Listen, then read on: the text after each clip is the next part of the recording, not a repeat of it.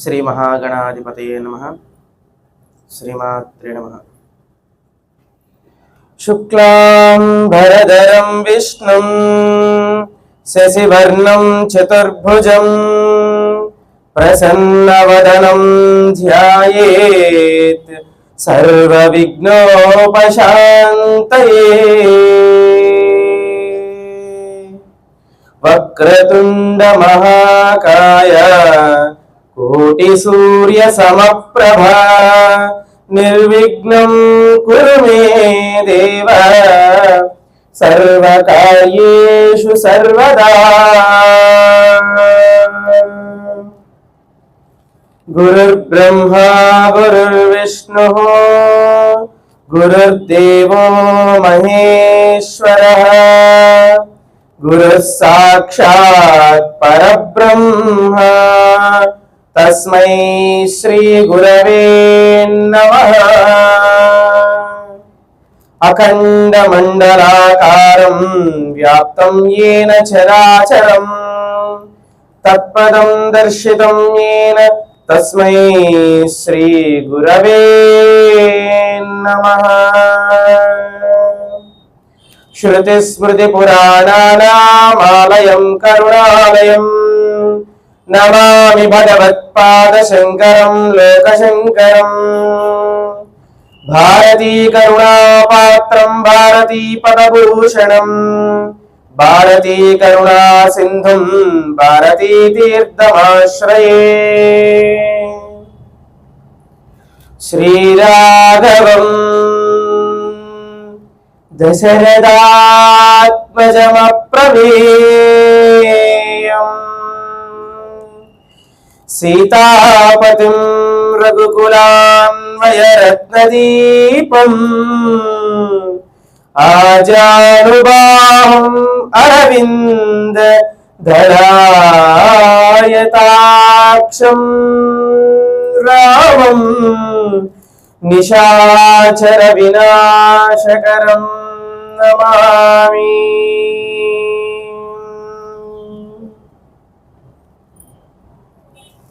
శ్రీ గురుభ్యో నమః. ఆలయంలో వెలిసి అనుగ్రహిస్తున్న శ్రీ సీతారామ లక్ష్మణ హనుమత్ సమేత శ్రీరామచంద్ర పరబ్రహ్మ స్వరూపానికి శతకోటి నమస్కారాలు సమర్పిస్తుంటూ సభాయ నమః. మన యొక్క సనాతన ధర్మాన్ని ఒక 2000 సంవత్సరాల క్రితం ఒక్కసారి వెళితే, ఇప్పుడున్నటువంటి సంవత్సరం నుంచి 2000 సంవత్సరాల క్రితం వెళితే మన యొక్క సనాతన ధర్మాన్ని తొక్కిపట్టడానికి దగ్గరగా 72,000 మతాలు ఈ యొక్క కాశ్మీర్ నుంచి కన్యాకుమారి వరకు, అటక్ నుంచి కటక్ వరకు యావత్ భారతదేశంలోనే, మిగిలిన దేశాలు పక్కన పెడితే యావత్ భారతదేశంలోనే 72 అవైదిక మతాలు ఆవిర్భవించి వైదికమైనటువంటి శాస్త్రబద్ధమైనటువంటి మన యొక్క సనాతన ధర్మాన్ని తొక్కాలని చూశారు. ఎందుకంటే రాజు కన్నా మూర్ఖుడు బలవంతుడు అన్న విషయం మనందరికీ తెలుసు. మూర్ఖుడు చెప్పిందే చెప్తాడు.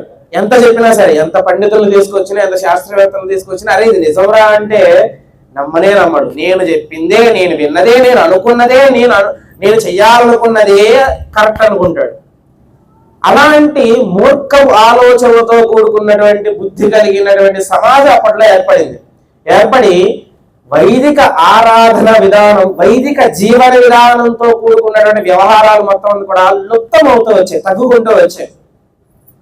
అప్పటి సమయంలో అప్పటికి కలియుగం ప్రారంభమై 3000 సంవత్సరాలు అయింది.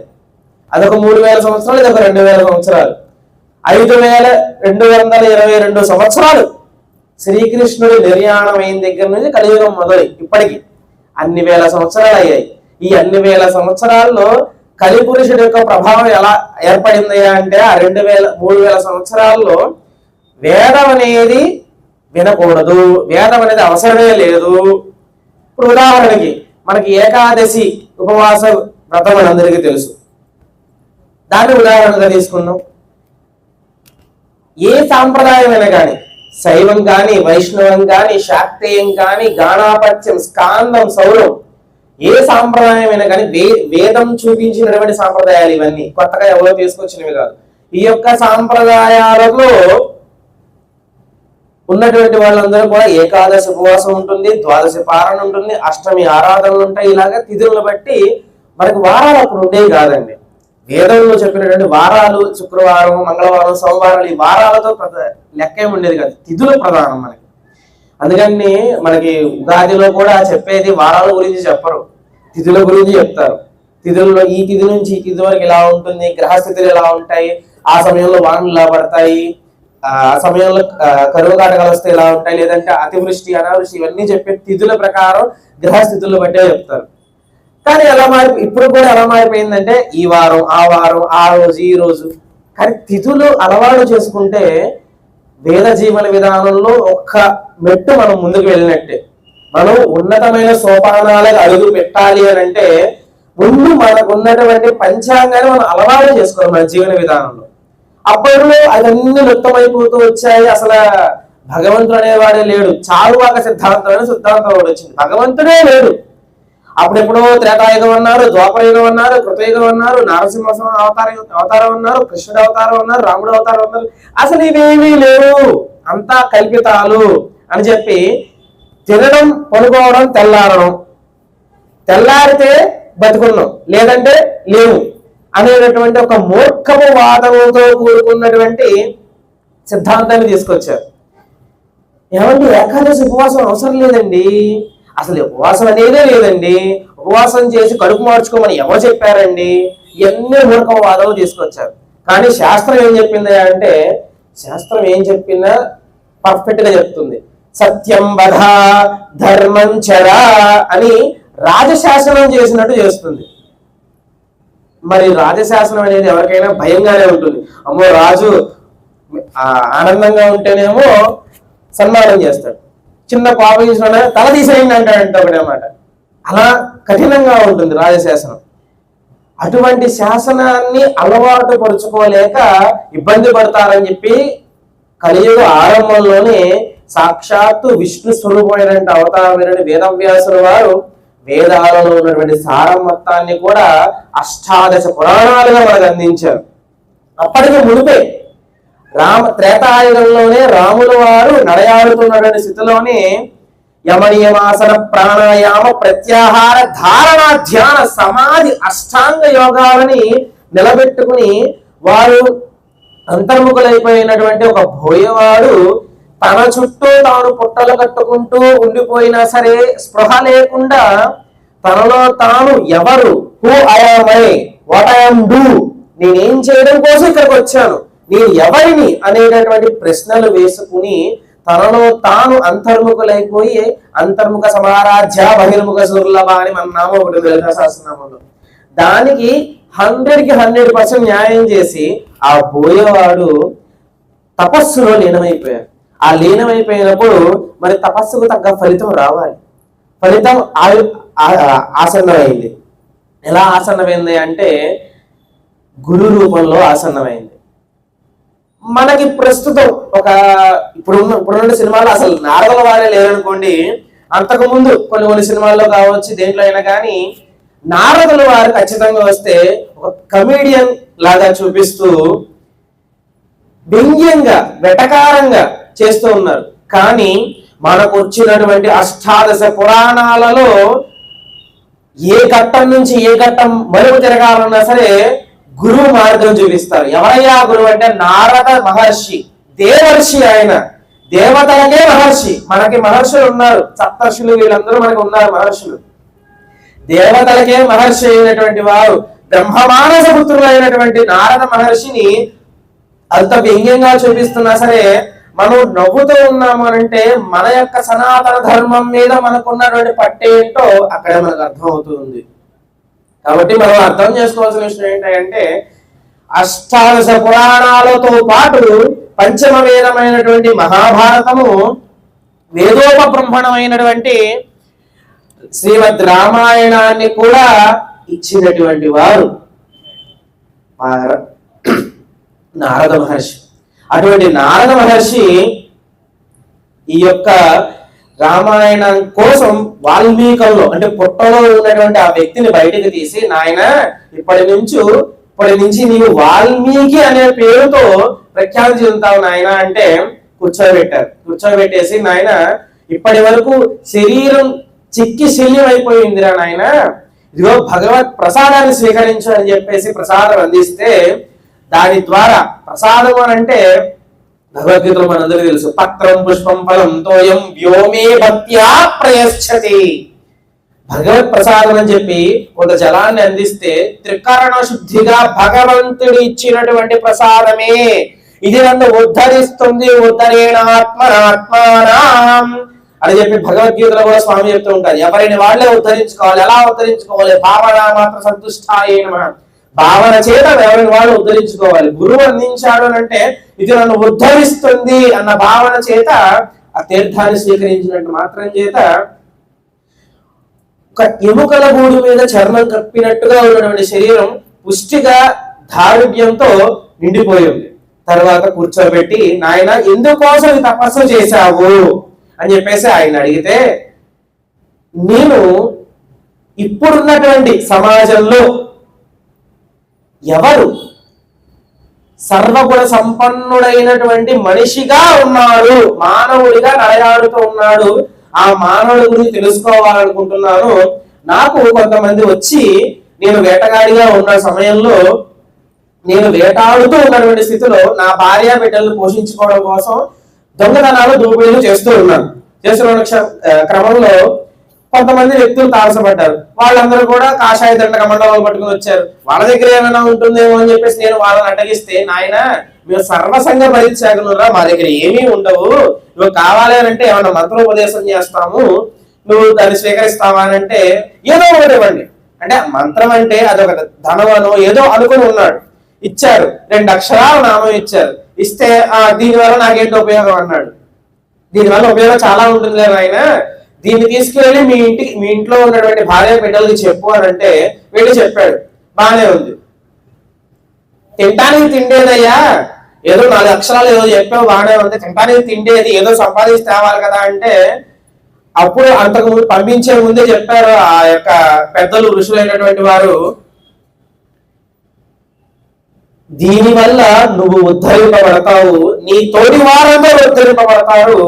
కేవలం ఇహపర సౌఖ్యాలు మాత్రమే కాదు, ఇహలో ఉన్నట్టు మాత్రమే కాదు, పరంలో ఉన్నటువంటి సౌఖ్యాలు కూడా సర్వము అందుతాయి అని చెప్తే అదే భార్య బిడ్డలు చెప్తారు.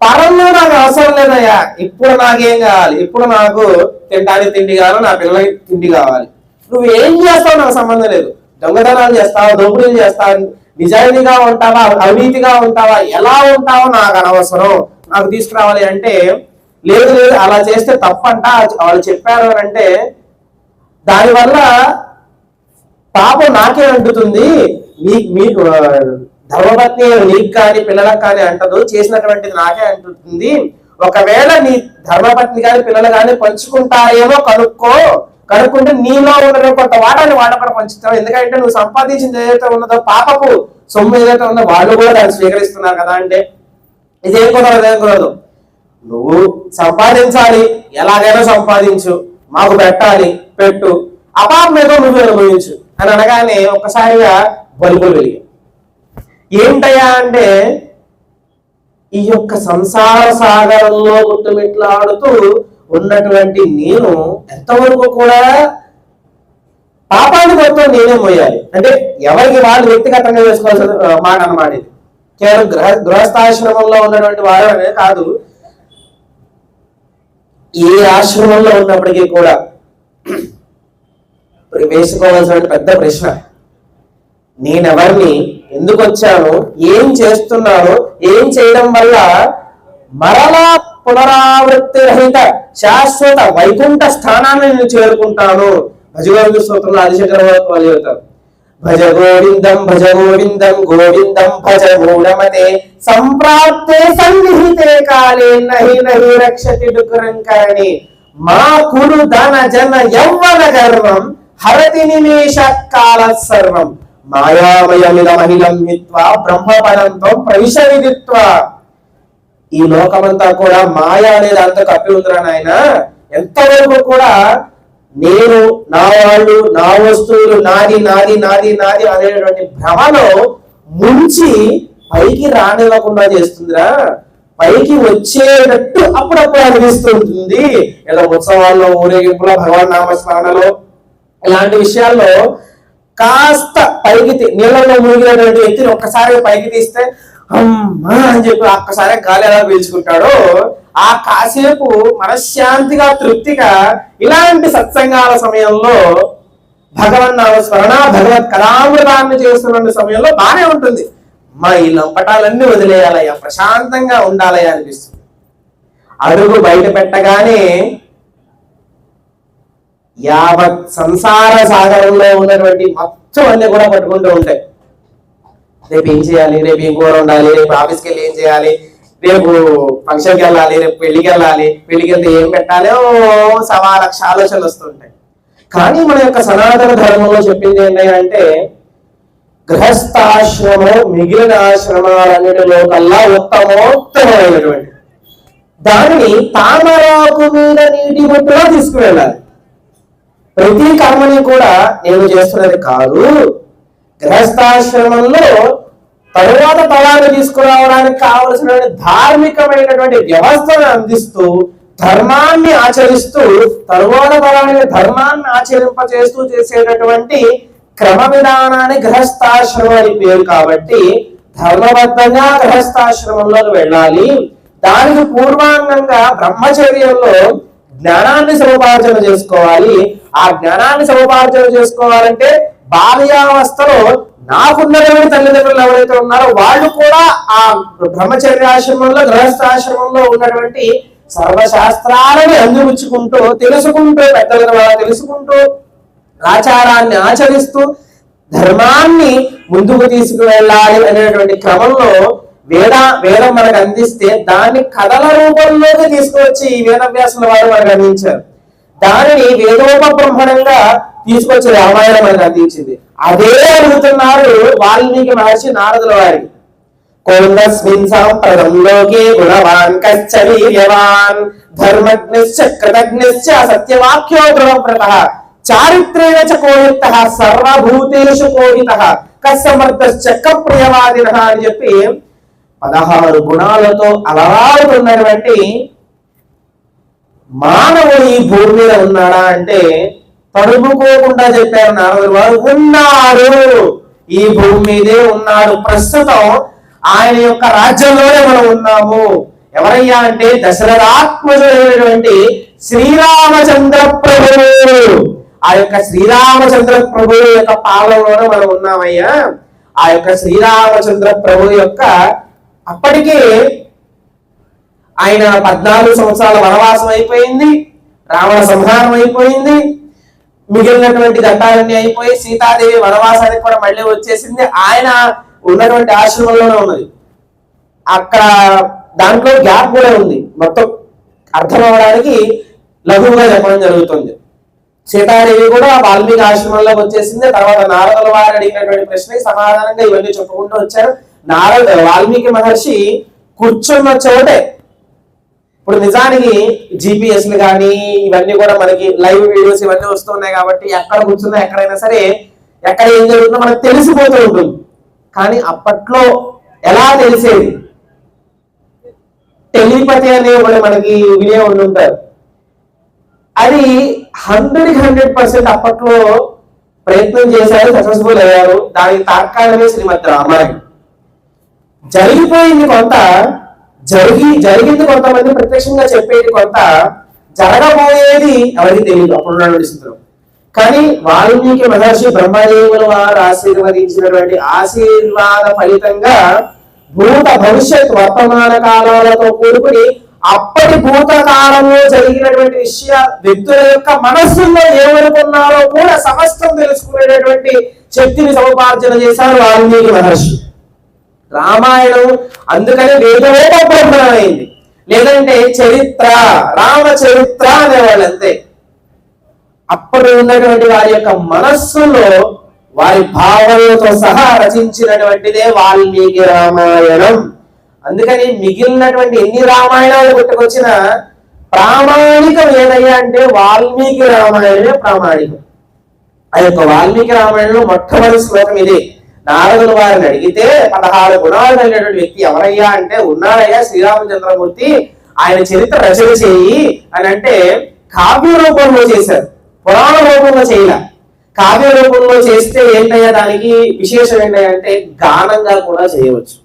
దానిలో ఉన్నటువంటి 24,000 శ్లోకాలతో కూడినటువంటి వాల్మీకి రామాయణాన్ని శ్లోక రూపంలోకి తీసుకువస్తూ దాన్ని గానంగా మార్చుకొని తీసుకురావచ్చు. దాన్నే తరువాత కాలంలో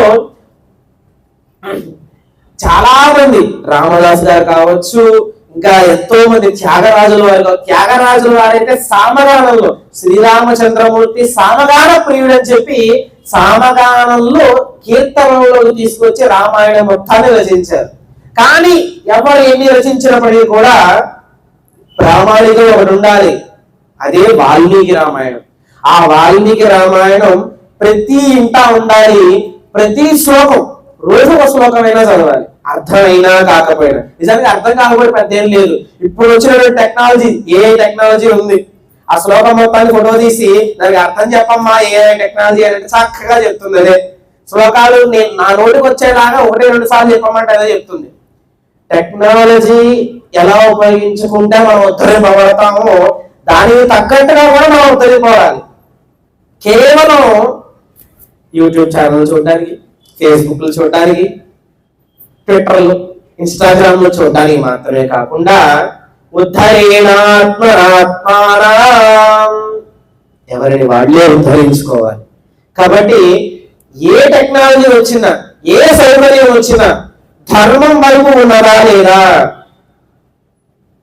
సమాజం ధర్మం ఉంది, అధర్మం ఉంది, రెండూ ఉన్నాయి.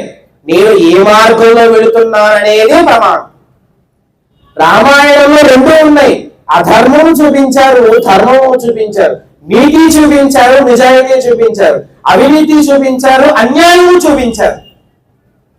వాల్మీకి మహర్షి మీరు దీంట్లోనే వెళ్ళండి అని శాసనం చేయరా. అయినా రాముడు అనేవాడు ఎలా ఉన్నాడు, అయినా రాముడు అనేది ఎలా ఉన్నాడు, అయినా ఆయన గుణాలు ఎలా ఉన్నాయి, ఈయన గుణాలు ఎలా ఉన్నాయి, కాబట్టి నీ ఇష్టం అని స్వేచ్ఛను మనకి అందించారు. ఎందుకు స్వేచ్ఛ ఇచ్చారు అది కూడా మనకు ప్రశ్న. యావత్ చరాచర జగత్తు మొత్తము కూడా 84 లక్షల జీవరాశులు ఉన్నాయని భూమి మీద మనకి వేదవచనం చెబుతోంది. ఆ 84 లక్షల జీవరాశుల్లో మానవుడు మనిషి తప్ప మిగిలినటువంటి జీవరాశులన్నీ కూడా తిరియకు వెన్నుపూస అడ్డంగా పడి పుడతాయి, అడ్డంగా పడి పెరుగుతాయి, అడ్డంగా పడిపోతాయి. కానీ మనిషి మాత్రమే అడ్డంగా పుట్టి లేచి నిలబడి, నిలువుగా నిలబడి ఎవరు నేను ఏం చేయాలి, నాకు కావలసిన సౌకర్యాలు ఏంటి, నేను ఎలా ఉంటే నాకు ఆరోగ్యంగా ఉంటాను. ఒక కుక్కని తీసుకొచ్చి డైలీ రొటీన్ నీ యొక్క దినసరి ఎలా ఉండాలి, ఎలా ఉంటే కుక్కగా నువ్వు ఆరోగ్యంగా బతుకుతావు అని చెప్పి ఒక సప్తాహమే పెట్టాం. లేదు 40 రోజుల పాటు దీక్షగా దానికి చెప్పాం. 42 రోజులు ఏం చేస్తుంది, వెళ్ళి బొరదలో డల్లాడుతుంది. ఎందుకంటే చెప్పేది వింటుంది, ఎందుకంటే అది శ్రవణేంద్రియం ఉంది. కానీ విన్నదాన్ని ఆచరించడానికి కావలసినటువంటి బుద్ధి కౌశలత్వం దానికి లేదు. ఒక్క మనిషికి మాత్రమే చెప్పింది విని అర్థం చేసుకుని దాని జీవితంలోకి అన్వయించుకోవడానికి కావలసినటువంటి బుద్ధి ఉన్నది. మిగిలినటువంటి ఏ జీవరాశికి లేదు. అందుకని మనుషులు వస్త్రాన్ని కట్టుకుంటున్నారు, సౌకర్యాలను ఏర్పాటు చేసుకుంటున్నారు, ఆహారాన్ని శుచిగా శుభ్రంగా ఏ స్థితిలో ఏ సమయంలో ఎలా ఉండాలో అలా పచనం చేసుకొని వండుకుంటున్నారు. ఒక్కొక్కకి నక్కి తీసుకెళ్లి మనం వండి పెట్టి తిన్నాం తప్ప, లేదు అనుకుంటే వేటాడి వెంటాడి ఏది జరిగితే అది తిన్నాం తప్ప, అది గూడు కట్టుకోవాలి అని, వస్త్రం కట్టుకోవాలి అని, ధర్మబద్ధంగా ఉండాలి అని, ధర్మబద్ధంగా ఇంకొక స్త్రీ ఆ ఒక్క నేను వివాహం ఆడాలి అని అది ఏమీ లేదు. దేవీ భాగవతంలో వేదవ్యాసులు వారు చెప్తారు, పశువు జన్మ దుర్లభ అని చెప్పేసి. పశువు జీవనం ఏదైతే ఉందో అది చాలా కష్టమైనటువంటిది. ఈ యొక్క మానవ జీవితం శరీరం రావడానికి కొన్ని కోట్ల కోట్ల కోట్ల జన్మలు ఈగగా, దోమగా, పందిగా, పిల్లిగా, నల్లిగా ఎన్ని జన్మలు ఎత్తుంటామో ఆ జన్మాంతరాలలో ఎక్కడో శ్రీరామ్ ఓం నమో నారాయణాయ శ్రీమాత్రే నమః అనేటువంటి భగవన్నామం విని ఉండవచ్చు. ఏమో ఇక్కడ తిరుగుతున్నాయి చాలా పురుగులు, బయట తిరుగుతున్నాయి కొన్ని కుక్కలు, ఈ శబ్దాలు వింటూ ఉన్నటువంటి కొన్ని పక్షులు, గబ్బిలాలు కావచ్చు, పక్షులు కావచ్చు, గూడుల్లో ఉన్నది కావచ్చు, ఏదైనా కానీ భగవత్ చరిత్ర వాటి చెవిన పడి వాడి బుద్ధులు ఉన్నాయేమో అది స్మరణ చేసుకుంటూ ఉండగా ఉత్తమోత్తమైనటువంటి మానవ జన్మ ఎత్తి ఈనాడు ఏమీ తెలియనటువంటి అజ్ఞానిగా నన్ను కూర్చోబెట్టి అన్నీ తెలిసినటువంటి శాస్త్రాలతో కూడా మీరందరూ కూడా ఎదురుగా కూర్చోబెట్టి నాలాంటి వాడికి కొంత పుణ్యాన్ని కట్టబెట్టాలి అని చెప్పి కూర్చొని ప్రశాంతంగా ఉంటున్నారు చూసారా. ఇంతకన్నా పుణ్యమైనటువంటి ఫలితం ఇంకే ఉంటుంది. నిజానికి ఏమీ లేని ఆకు ఎగిరెగి పడుతుంది, అన్నీ ఉన్న ఆకు అడిగి అన్న సామెత మనందరికీ తెలుసు. దానికి ఉదాహరణ నేనే. ఏం తెలుసు నాకు, పెద్ద రాముడు నన్ను తీసుకొచ్చి ఇక్కడ కూర్చోబెట్టాడు, అన్నీ తెలిసినటువంటి ప్రశాంత చిత్తంతో అన్నీ నాకు తెలిసిలేరా, నీకు పుణ్యాన్ని కట్టబెట్టాలి మాత్రమే నేను కూర్చోబెట్టావరా అని చెప్పి ఆనందంతో చిన్ముద్ర ప్రశాంత చిత్తంతో నవ్వుతూ ఉన్నటువంటి ఇన్ని ముఖాల మధ్యలో జగద్గురు ఆదిశంకర భగవత్పాదులు వారు ఇచ్చినటువంటి రామకర్ణామృతంలో ఉన్నటువంటి శ్లోకాలతో రామాయణాన్ని అలాగా మనం చెప్పుకోవడానికి ప్రయత్నం చేద్దాం. ఏంటయ్యా అంటే మనందరికీ సుపరిచితమైనటువంటి శ్లోకాలే.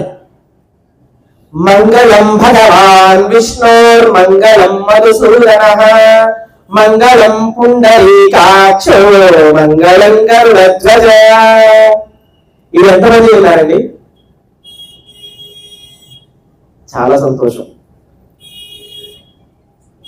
ఇది శ్రీ శ్రీ శ్రీ జగద్గురు ఆదిశంకర భగవత్పాదుల వారు రామాయణాన్ని రచించినటువంటి రామాయణాన్ని వారు కూడా రచించారు. ఎలా రచించారంటే 100 శ్లోకాలలో రచించారు. ఈ 100 శ్లోకాలకి పూర్వాంగంగా కొన్ని శ్లోకాలు మనది మంగళాచరణ శ్లోకాలు అని చెప్పి అందించారు. ఈ మంగళాచరణ శ్లోకాల్లోనే మొత్తం 24,000 శ్లోకాలుగా ఉన్న రామాయణ చరిత్ర మొత్తం అంతా కూడా మొట్టమొదట మంగళాచరణాలు ఇచ్చేశారు. దాని తర్వాత వారి ఆనందం తట్టుకోలేక ఇంకొక 100 శ్లోకాలు అందించారు. దాంట్లో మనం చాలా మంది విన్నదే, కానీ రామకర్ణామృతంలో ఉన్న విషయం కొంతమంది తెలిసి ఉండకపోవచ్చు. మంగళం కౌసలేంద్రాయ మహనీయ గుణాధ్వరే చక్రవర్తి తనూజాయ సార్వభౌమాయ మంగళం వీర వేదాంత వేద్యాయ మేఘశ్యామలమూర్తయే పుంసామోహన రూపాయ పుణ్యశ్లోకాయ మంగళం విశ్వామిత్రంతరంగాయ మిథిలానగరీపతే భాగ్యానాం పరిపాకాయ భవ్య రూపాయ మంగళం పితృభక్త్యాయ సతతం భ్రాతృభిః సహ సేవయా నందితాఖిల లోకాయ రామచంద్రాయ మంగళం త్యక్త సాకేత వాసాయ చిత్రకూట విహారిణే సేవ్యాయ సర్వయామీనం ధీరోదాత్తాయ మంగళం సౌమిత్రిణాం చ జానక్యా చాపబాణాసిదారిణః సేవ్యాయ సర్వయామీనం సానుజాయాస్తు మంగళం దండకారణ్యవాసాయ ఖండితాఖిల శత్రవే ఘృతరాక్షస రాజాయ ముక్తిదాయాస్తు మంగళం సారరం శబరీ భక్త ఫలమూలాభిలాషినే సౌరభ్య పరిపూర్ణాయ సత్వోజ్జుక్తాయ మంగళం హనుమత్ సమవేతాయ హరీశాయోపవీతినే పుష్టానాం పరిపాకాయ వారి ప్రమదనాయాస్తు మహాధీరాయ మంగళం. శ్రీమతే రఘువీరాయ సేతు లంకిక సింధవే జిత రాక్షస రాజాయ రణధీరాయ మంగళం. అసాధ్య నగరీం దివ్యామభీష్టాఖిల సీతయా రాజాధిరాజ రాజాయ రామచంద్రాయ మంగళం. విభీషణ కృతే ప్రీత్యా విశ్వాభీష్ట ప్రదాయినే జానకీ ప్రాణనాథాయ రామచంద్రాయ మంగళం. జయ రామచంద్ర భగవానికి జై. ఇవి మంగళాచరణ శ్లోకాలు. ఈ మంగళాచరణ శ్లోకాల్లో మొత్తం రామాయణం అంతా అందించేశారు జగద్గురు ఆదిశంకర భగవత్పాదులు వారు. మొట్టమొదటి చెప్తున్నారు, మంగళం భగవాన్ విష్ణు మంగళం మధుసూదన మంగళం పుండరీకాక్షో మంగళం గరుడధ్వజ. మంగళం భగవాన్ విష్ణు, రాముడి గురించి చెబుతూ మంగళం భగవాన్ విష్ణు అన్నారు. స్కాంద పురాణంలో సనక సనందన సనత్ కుమార సనత్ సుజాత అనేటువంటి బ్రహ్మమానస పుత్రులు నారదుల వారిని ఒక ప్రశ్న అడుగుతారు, అయ్యా పరబ్రహ్మ అంటే ఎవరు అని అడగగానే నారదుల వారు తడుపుకోకుండా సమాధానం చెప్తారు. నమః పరాయ దేవాయ పరాత్పరాయ చ పరాత్పర నివాసాయ సగుణ సాకారాయ చ సగుణ సాకారాయ నిర్గుణ నిరామయాయ చ అని చెప్పి నమః పరాయ దేవాయ పరాత్పరాయ చ. భగవానుడు నిర్గుణ నిరాకార సచ్చిదానంద తత్వం. ఆ పరబ్రహ్మకి ఒక నామం కాని ఒక రూపం కాని ఏమీ లేదు. పరమాత్మకి నామరూపాతీతుడు పరమాత్మ. స్త్రీ కాని పురుషుడు కాని నపుంసకుడు అసలు ఏమీ లేదు. పరబ్రహ్మతత్వం. నమః పరాయ దేవాయ పరాత్పరాయ చ. పరాత్పరుడు అని అంటుంటారు కదా, మరి పరాత్పరుడు అంటే ఒక చోట ఉండాలి, ఒక లోకం ఉండాలి, ఒక పేరు ఉండాలి, ఒక ఆకారం ఉండాలి. ఆ నిర్గుణ నిరాకార సచ్చిదానంద పరబ్రహ్మ తత్వమే ఒక వైకుంఠమైనటువంటి లోకం ఉన్నది. ఆ లోకమే నిర్గుణ తత్వము. ఆ నిర్గుణ తత్వము సగుణంగా ఎవరైతే ఆరాధన చేయాలి మనసు నిగ్రహించుకోలేక కామ క్రోధ లోభ మోహ మదవాశ్చర్యమైనటువంటి ఐషట్ వర్గాల మధ్యలో చిక్కుకుపోతూ ఎంతవరకు ఈ రోజు అయిపోయింది, తెల్లవారి దగ్గర నుంచి అయినా సరే భగవన్ నామస్మరణ భగవంతుల్లో వేద జీవన విధానంలో అలవాటు ఉండాలి, చేసుకోవాలి అనేటటువంటి ఆలోచన ఉన్నటువంటి వాళ్ళందరూ కూడా అరే రే ఈ కలియుగంలో నేను చాలా ఇబ్బంది పడుతున్నాను, ఎంతవరకు నేను ధర్మంగా ఉండనివ్వడం లేదు, ఉండాలన్న స్థితి తారుమారైపోతుంది అని అనుకున్న వాళ్ళకు కూడా భగవంతుడి యొక్క నామస్మరణ పలికినంత మాత్రం చేత ధర్మం మీద పట్టు నిలబడుతుంది. ఉదాహరణకి మరి పల్లెటూరులో మనందరికీ తెలుసు, తాడి మట్ట ఒకటి కాలువకి అటుపక్క ఇటుపక్క గట్లు ఉంటే వేస్తూ ఉంటారు.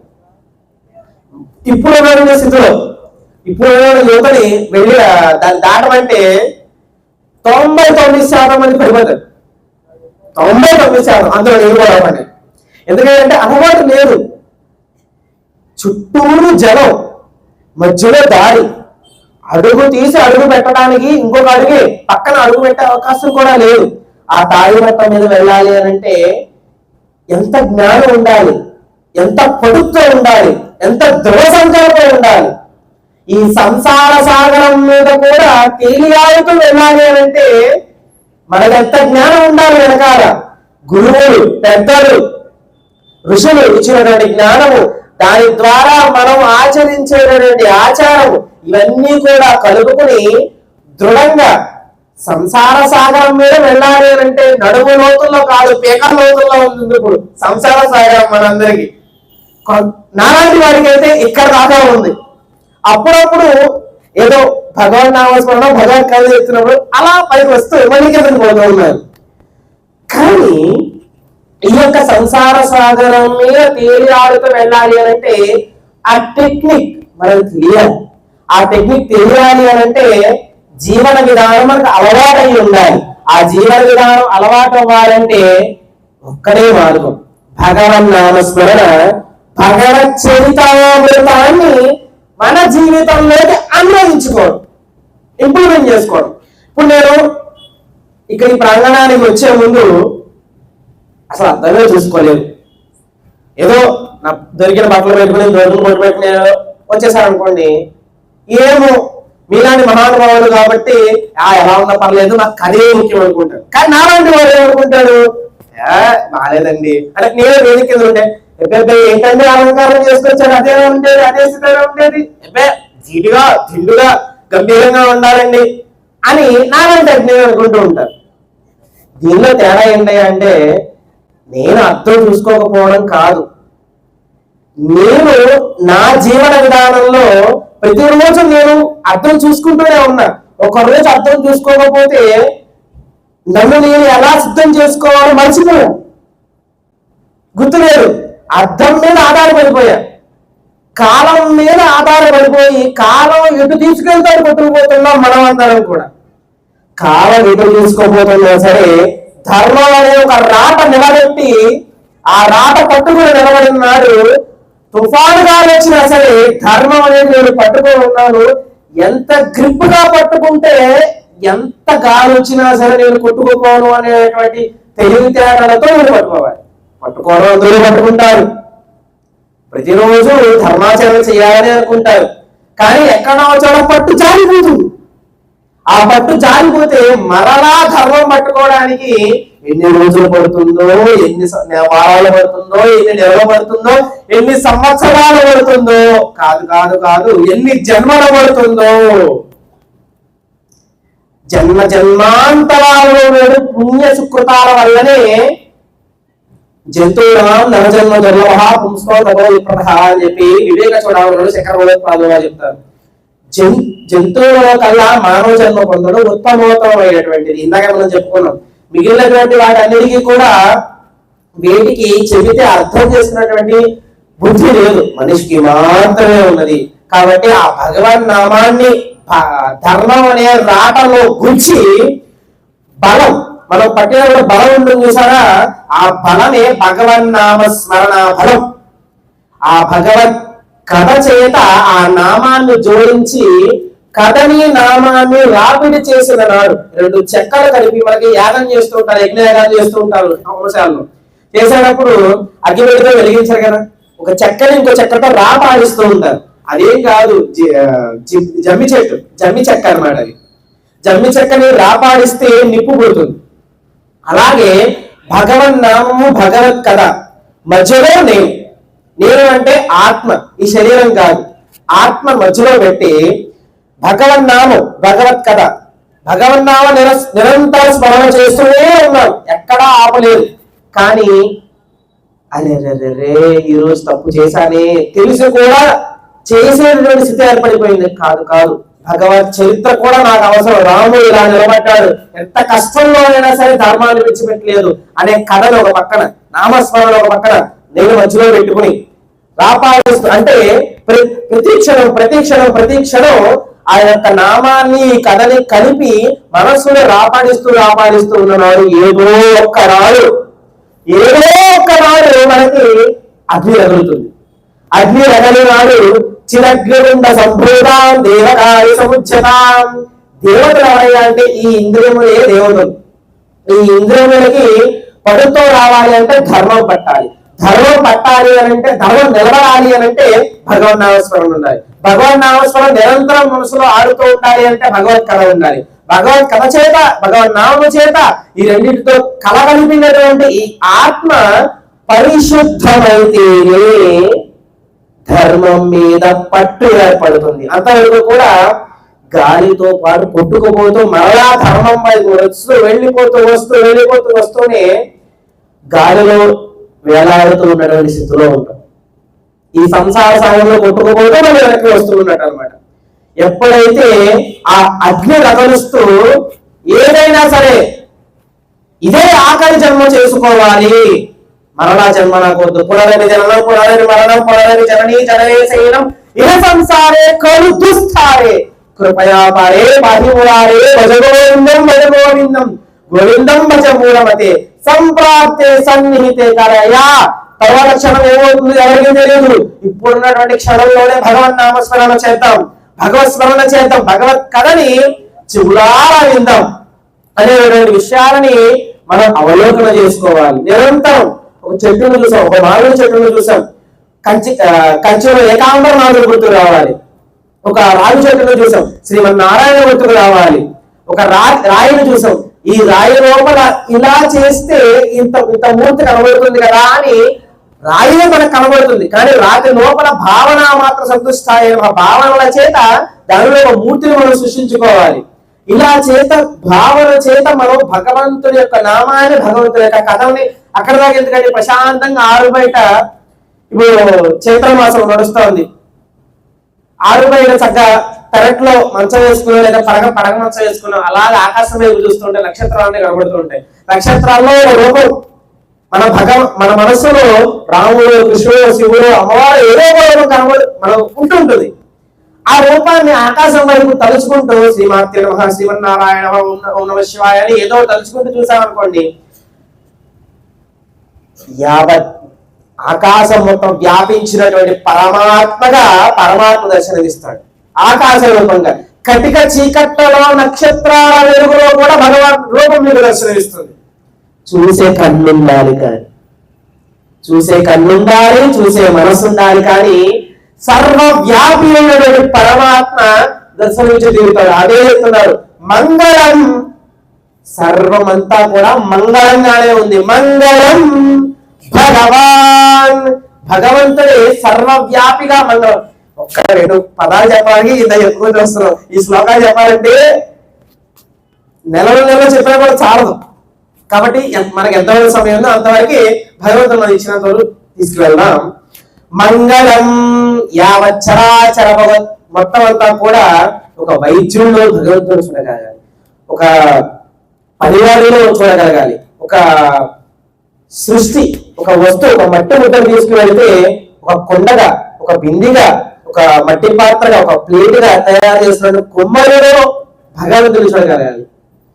దేవాలయంలో భగవంతుడికి ఎంత ప్రీతిగా భగవంతుడికి ఆరాధన చేస్తూ ఆయన ఆనంద బాష్పాలతో ఓడలాడుతూ చూస్తున్నటువంటి వారు కూడా ఆనంద బాష్పాలలో ఓడలాడించేటువంటి స్థితిగా ఆరాధించేటటువంటి వారి అర్చకులలో భగవంతుని చూడగలగాలి.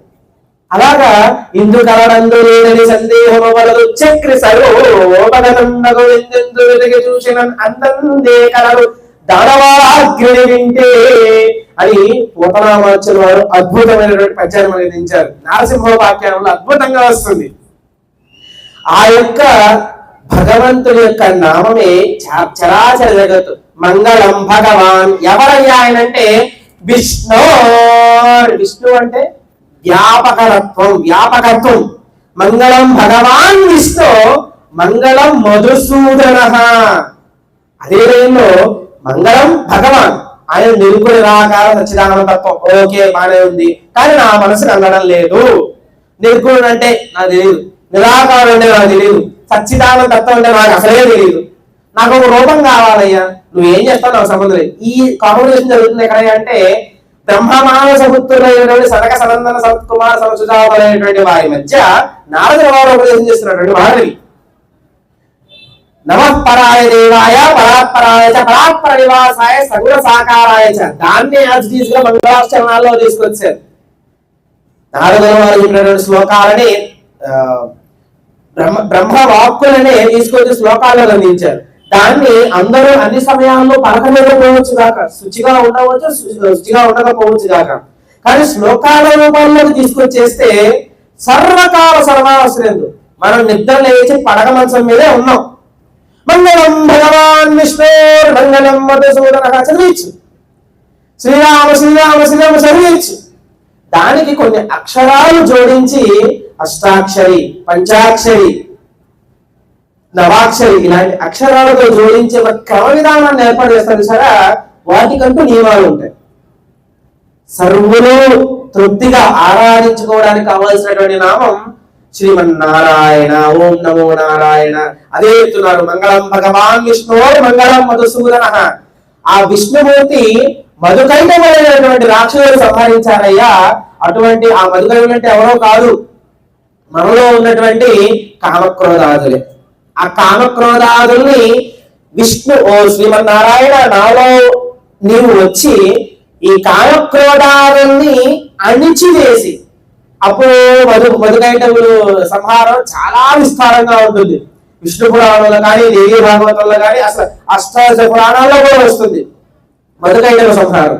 ఆ మధుకైటవ సంహారంలో అత్యద్భుతంగా ఉన్నటువంటిది ఏంటంటే, నన్ను భూమి ఉన్న చోట చంపాలి అంటాడు. అప్పుడంతా జలమయం అయిపోయి ఉంది. జలమైపోయినటువంటి స్థితిలో మధుకైటవుల్ని స్వామివారు తన తొడల మీద తీసుకొచ్చి సంహరించడం జరుగుతుంది. ఆ వాళ్ళు ఎక్కడ ఉద్భవించారు అంటే విష్ణు యొక్క కర్ణంలోనూ ఉద్భవించారు. అక్కడ మన సింబలైజేషన్ ఏంటంటే విష్ణు కర్ణంలో చెవుల్లో నుంచి ఉద్భవించారు అంటే విష్ణు ఎక్కడ ఉన్నాడు, నగ ఎందుకు అందులేడు సందేహం అనే అయినప్పటికీ కూడా అంతర్ముఖంగా ప్రతి ఒక్క మానవుడిలో మనం పూజ అంతా చేసిన తర్వాత చివరిలో అర్చకుల వారు పువ్వు పెట్టేసి ఏదో నవ్వుతారు. అదేంటిదండి? మంత్రపుష్పం చదువుతారు, మంత్రపుష్ప శ్లోకాలు చదువుతారు. అందులో ఒకటి ఉంటుంది, నీవార శోకవత్తన్వి పీతాభాత్ స్వత్యరూపమాం అంతర్బహిర్చ తత్సర్వం వ్యాప్య నారాయణ స్థితః. నీవార శోకవత్తన్వి, ఈ నాభి స్థానం నుంచి బొడమవేలు ఎక్కడికి వెళితే, బొడమవేలు ఎక్కడైతే తగులుతుందో అక్కడ ఒక జ్యోతి స్వరూపంలో అలవాడుతున్నటువంటి ఆత్మశక్తి నిలబడి ఉంటుందంట. ఆ ఆత్మశక్తి మనం యోగ విద్యలో మనం వెళ్ళడం లేదు కాబట్టి అది సహస్ర కమలం ఏదైతే ఉన్నదో అది వెలిగిపోయినట్టు ఎలా వంగి దాని చివర కొసన వెలిగిపోతూ ఉంటుంది. ఆ వెలిగిపోతూ ఉన్నటువంటి జ్యోతి, ఉదాహరణకి ఒక 9 కన్నాల కొండలో దీపాన్ని వెలిగిస్తే రూమంతా చీకటిగా చేసేస్తే ఆ కన్నాల్లోంచి వెలిగలాగైతే కొడుతుందో, ఈ యొక్క నవరంధ్రాలతో కూడుకున్నటువంటి ఈ కుండలో ఆ జ్యోతి ఉండబట్టే మాటగా ఒక వెలుతురు, చెవులు వినడంతో ఒక వెలుతురు, చూస్తూ ఉన్నటువంటితో ఒక కిరణం, స్పర్శతో ఒకటి, రసేంద్రియంతో ఒకటి, ఇలాగా నవరంధ్రాలు పంచేంద్రియాలతో కూడుకున్నటువంటి ఈ శరీరం ఒక కుండ మాత్రమే. రాగి బింది, ఇతర బింది అనుకునేది సత్తబడి పోతే మళ్ళీ తర్వాత ఉపయోగించుకోవచ్చు. అది కుండ మాత్రమే, కేవలం మృత్తిక మట్టి కుండ మాత్రమే. ఈ మట్టి కుండని భగవానుడు మనకి అందించినటువంటి వరం. మిగిలినటువంటి జీవరాశులు ఉన్నాయి, రక్తం, మాంసం, అస్థి, శుక్ల, మేడ అనే సప్తధాతువులు ఉన్నాయి. ఒక కుక్కకు చూపించండి, రక్తం ఉంది, మాంసం ఉంది, ఎముకలు ఉన్నాయి, మజ్జ ఉంది, మెదడు కూడా ఉన్నాయి. మనకి ఉంది మెదడు, దానికి ఉంది మెదడు. కానీ దానికి మనకి ఉన్నది ఒకటే ఒక తేడా, చెబితే వినడం, విని అర్థం చేసుకోవడం, దాన్ని జీవితంలోకి అన్వయించుకోవడం కేవలం మనిషికి మాత్రమే. 1-2 సార్లు చెప్తున్నాను, వేరే అనుకోవద్దు. ఇది పట్టుకుంటే గానీ తర్వాత శ్లోకాల్లోకి వెళ్ళడానికి ఈజీగా వెళ్ళిపోవచ్చు అని చెప్పి 1-2 సార్లు చెప్పడం జరుగుతుంది. అయితే మంగళం భగవాన్ విష్ణోర్ మంగళం మధుసూదన మంగళం పుండరీకాక్షో మంగళం గరుడధ్వజ. పుండరీకవరుడు మనకి మహారాష్ట్రలో పండరీపురం మనందరికీ తెలుసు. భగవానుడు ఎంత దయామయుడంటే, అరే నువ్వు ఎన్నైనా చేసి ఉండవచ్చు, తెలిసి కానీ తెలియక కానీ ఎన్ని తప్పులైనా చేసి ఉండవచ్చు దాకా, ఒక్కసారి నేను ఉన్నాను అని నమ్మి మరలా పక్కకి తిరగకుండా ధర్మ మార్గం నడుచుకుంటూ వెళితే నేనంట నేను ఉంటాను అని చెప్పి చరిత్ర తార్కాణంగా 2 ఇటుక గడ్డల మీద నుంచుని, నా తల్లిదండ్రులు సేవ చేస్తున్నానయ్యా నారాయణ, 1 నిమిషం అలా నిలబడు, పచ్చని నిలబడు అని అంటే, అలాగా నిలబడుతూ ఇలా నడుము మీద నుంచున్నటువంటి శంఖ చక్ర కళాపద్మాలతో కూడినటువంటి శ్రీమన్నారాయణుడు అప్పటి నుంచి ఇప్పటి వరకు కూడా తార్కాణంగా నిలబడి ఉన్నాడు, మనందరికీ దర్శనమిస్తూ. పండరీక వరద గోవిందా గోవిందా. అటువంటి పండరీక వరదుడు నా పేరుతో నిన్ను ఆరాధించే భాగ్యాన్ని కలిగించమని ఆ భక్తుడు కోరుకున్నాడు. ఆ భక్తుడు చరిత్ర చెప్పుకుంటే ఈ ఒక్క రోజు కూడా చాలు, అంతటి చరిత్ర ఉన్నది. భక్తి వెనకాల సంసార సాగరంతో కూడుకున్నటువంటి కామక్రోధలోనూ ఒక మర్మాశ్చర్యాలు కూడా కలిసి ఉంటాయి. పండగలు కూడా అవే ఉన్నాయి.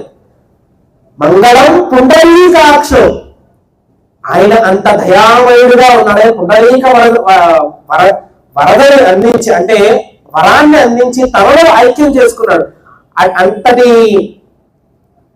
అసహ్యకరమైనటువంటి నీచమైనటువంటి ఎవరో చేయకూడని పనులు చేసినప్పటికీ కూడా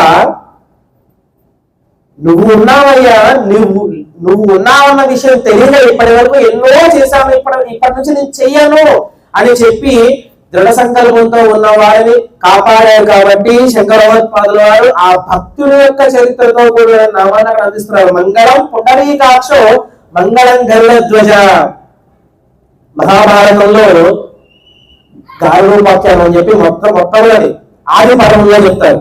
ఆది పర్వంలో గరుత్మంతుడి జన్మం జరిగేటప్పుడు గరుత్మంతుడి యొక్క తల్లి వినతా కద్రువులు అని చెప్పి ఇద్దరు ఉన్నారు. ఆ వినతా కద్రువులకి ఒక వాగ్వాదం జరిగింది.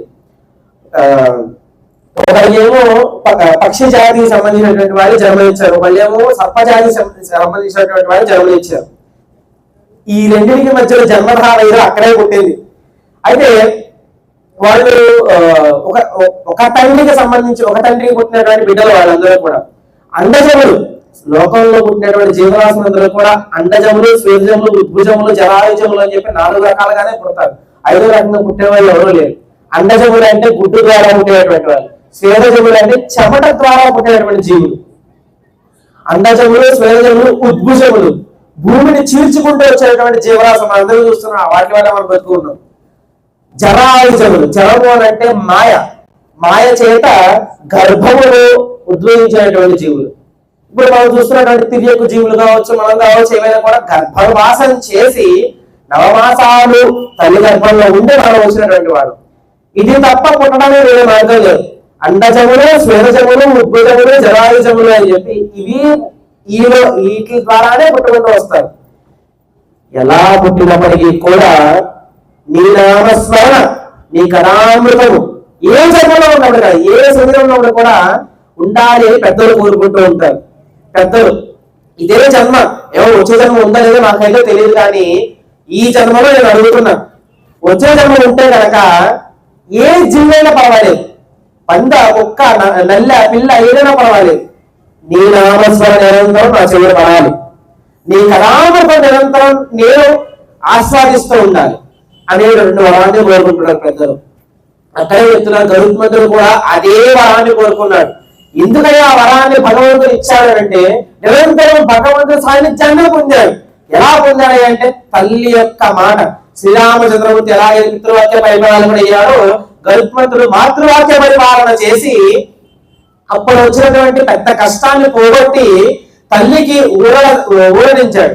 అప్పుడు భగవానుడైనటువంటి శ్రీమన్నారాయణుడు ప్రత్యక్షమయ్యి, నాయన తల్లి సేవలో నీవు త్రికరణ శుద్ధిగా ఉన్నావు కాబట్టి నీకు ఏ వరం కావాలో కోరుకో అంటే అమ్మగారికి చెప్తానండి అన్నాడు గరుత్మంతుడు. అప్పటికే కూడా అమ్మవారే శాసనం, నాయన భగవానుడా నాయన, ఆయన చేత ఈ చరాచర జగత్తు మొత్తం ఉద్భవించబడింది, ఆయనే వరం అడిగారు, ఇంకేం కావాలి నీకు తోచింది అడుగు. నీ గురించి కాస్త పక్కన పెడితే నాలాంటి వాడు ఏమడుగు తెలుసా, నాకు 100 స్టేర్ల బిల్డింగ్ కావాలి, ఒక 100 కార్లు కావాలి, రోజు మంచి మంచి బట్టలు కావాలి, ఎక్కడైతే స్మార్ట్ ఫోన్ కొత్తగా వస్తుందో అది నాకు కావాలి, ఏది కొత్తగా వండుతారో అదంతా కూడా నా దగ్గర తీసుకొచ్చి పెట్టాలి. ఈ లౌకికమైన నొప్పడాలు తప్ప ఇంకొక నొప్పడం ఏది రాదు. కానీ గరుత్మంతుడు అన్నాడంటే ఒక్క మాట, అదే మనకి శిరోధార్యము. ఏంటయ్యా ఆ మాట అంటే, భగవాన్ నారాయణ నీవు తప్ప వినా గతి ఈ లోకంలో ఏదీ లేదు, నీవు తప్ప ఆదియు లేదు అంతము లేదు, కాబట్టి నీ సన్నిధానం నిరంతరం నిన్ను దర్శించుకుంటూ నిరంతరం నీ సన్నిధానంలో ఉండేటువంటి అనుగ్రహాన్ని నాకు కటాక్షించాలని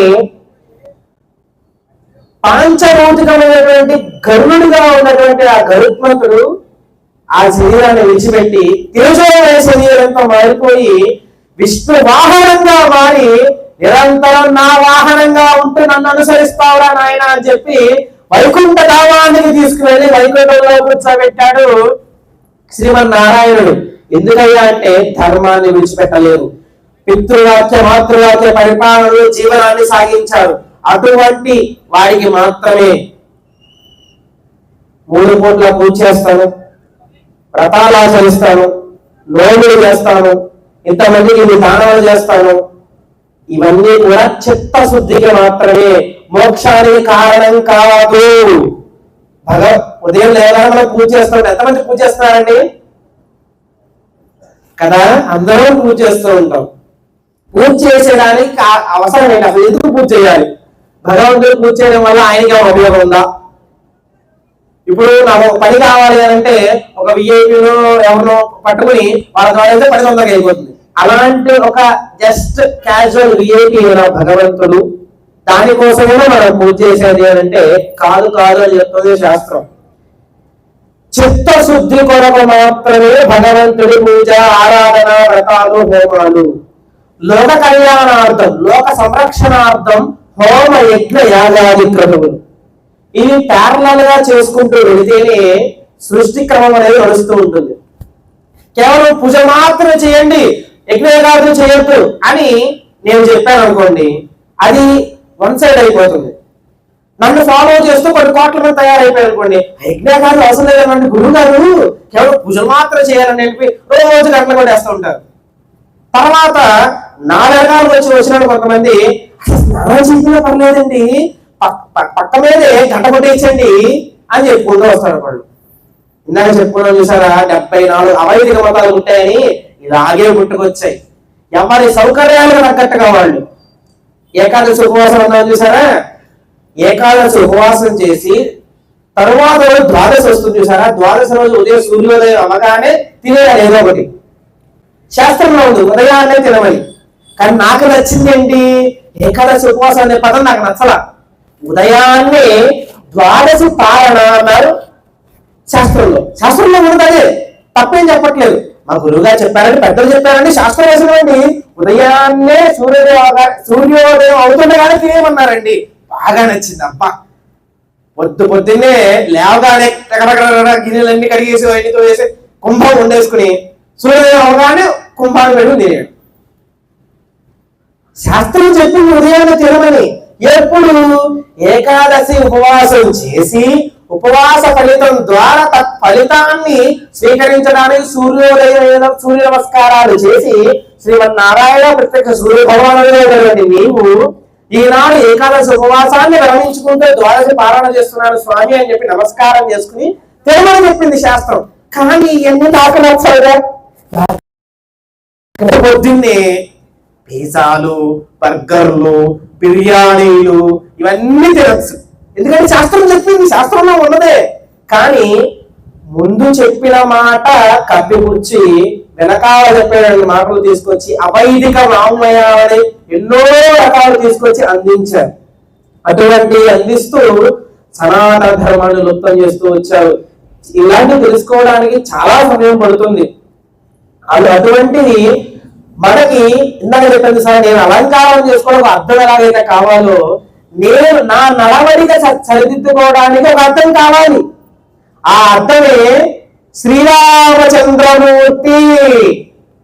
శ్రీరామచంద్రమూర్తి అనే అర్థాన్ని ఎదురుగా పెట్టుకుని ప్రతి క్షణం కూడా ఇప్పుడు నేను చేస్తుంది తప్పారైట. రాముడు ఏం చేశాడు, తల్లి దగ్గర ఏం చేశాడు, తండ్రి దగ్గర ఏం చేశాడు, పెద్దల దగ్గర గురువుల దగ్గర ఏం చేశాడు, ఎలా మాట్లాడాడు, ఎలా వ్యవహరించాడు, అన్యాయం జరుగుతున్నప్పుడు ఎలా ఉన్నాడు, జరుగుతున్నాడు అంటే ఒక అన్యాయం జరుగుతోంది, రాముడు ఆ సమయంలో ఏం చేశాడు చూస్తూ ప్రేక్షకులుగా ఉన్నాడా, లేదంటే స్మార్ట్ ఫోన్ తీసి వీడియోలు తీశాడా, ఇన్స్టాగ్రామ్ లో పెట్టాడా, ఫేస్బుక్ లో పెట్టాడా, లేదనుకుంటే కోదన్నం బట్టి వీరుడిగా ముందుకు వెళ్ళి అధర్మాన్ని ఖండించి ధర్మాన్ని నిలబెట్టాడా. వాల్మీకి రామాయణం మనకు అదే చెప్తోంది. ఆ సమయంలో ఏం జరిగింది దాన్ని నీవు అర్థంగా పెట్టుకుని నీ జీవితాన్ని నువ్వు చూసుకో. నిన్ను నువ్వు చూసుకో. నువ్వు ఏ స్థాయిలో ఉన్నావు, ఎంత వికృతంగా ఉన్నావో చూసుకో. నీ మనస్సు ఎంత వికృతంగా ఉందో ఆ అర్థంలో చూసుకో. రావో విగ్రహవాంతర్ మహా సాధు సత్య పరాక్రమ అని చెప్పేసి ఎవరో ఋషులు చెప్పరా, గురువులు చెప్పరా. ఆ యొక్క బంగారు లేనిగా వచ్చినటువంటి రాక్షసుడు ఎవరైతే ఉన్నాడో వాడే రావణాసురుడు. ఆ రాముడు ఉన్నాడయా, వాడి దగ్గర ఒక స్త్రీ అందంగా ఉందంట, చాలా సుందరంగా ఉందంట, ఆ స్త్రీని పట్టుకురా అని చెప్పేసి అంటే, వారి నాయన, నేను ఆ రాముడు అనేవాడు 8 ఏళ్ల చిన్న పిల్లవాడిగా ఉన్నప్పుడే విశ్వామిత్ర మహర్షి, అదే చెప్తుంది, విశ్వామిత్రంతరంగాయ మిథునాగరిపతి, ఎన్ని చెప్పుకుంటూ వస్తాం అదే కథల్లోకి వెళ్ళిపోతూ ఉన్నా. విశ్వామిత్రంతరంగాయ మిథునాగరిపతి అన్నట్టుగా విశ్వామిత్రుని యొక్క యాగ సంరక్షణార్థం కోసం చిన్న పిల్లవాడి అన్నదమ్ములు ఇద్దరు వస్తే బొట్టో ఏం చేయగలరని చెప్పేసి యాగం జరుగుతున్నటువంటి చోట రక్త మాంసాలు దిమ్మరిస్తూ ఉంటుంటే వాళ్ళ యొక్క శక్తి చేత 8 ఏళ్ల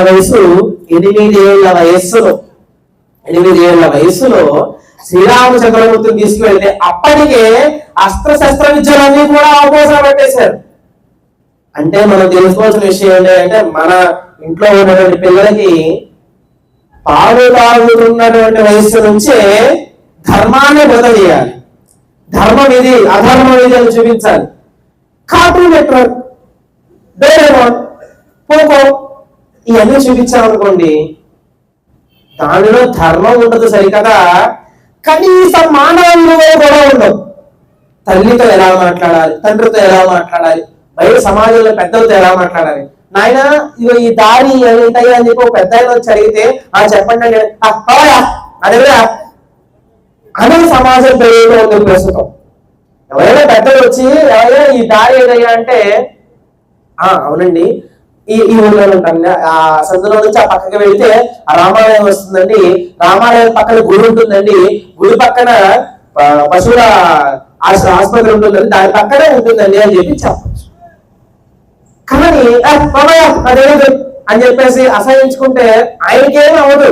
కానీ ఆ వ్యక్తి ఎవరైతే పోవయ్యా అని అన్న జీవుడు ఎవరైతే ఉన్నారో ఉద్ధరింపబడడానికి ఇంకెన్ని కోట్ల జన్మలు పడుతుందో. మాటలు, వ్యవహారంలో, నడవడికలు, హావభావాలలో ఎన్నిటిలో కూడా రాముణ్ణి అన్వయించుకోవాలి. కాబట్టి శివుడు ఆరాధన చేసేవాళ్ళైనా, అమ్మవారి ఆరాధన చేసేవాళ్ళైనా, గణపతి, సుబ్రహ్మణ్య, సూర్య ఈ ఆరాధన చేసేవాళ్ళు, విష్ణు ఆరాధన చేసేవాళ్ళైనా సరే జై శ్రీరామ్ అనే అలవాటు చేశారు. కానీ ఓం నమ శివాయ, ఓం నమో నారాయణ అలవాటు చేయాలి. పెద్దలు ప్రస్తుత కాలంలో జై శ్రీరామ్ అని ఎందుకు అలవాటు చేశారంటే, రాముడు నీకు అర్థం ముందు నుంచుని ప్రతిరోజు నువ్వు సోకుడు చేసుకో. ఏం సోకులు చేసుకోవాలి? నేను వికృతంగా ఉన్నా, అధర్మం చేసి ఉన్నా, ఈ సమయంలో ఇలా చేస్తున్నా, రాముడు అనే అర్థాన్ని ముందు పెట్టుకుని ప్రతిక్షణం నేనేం చేస్తున్నా అనేటువంటి ప్రశ్న వేసుకున్నాడు.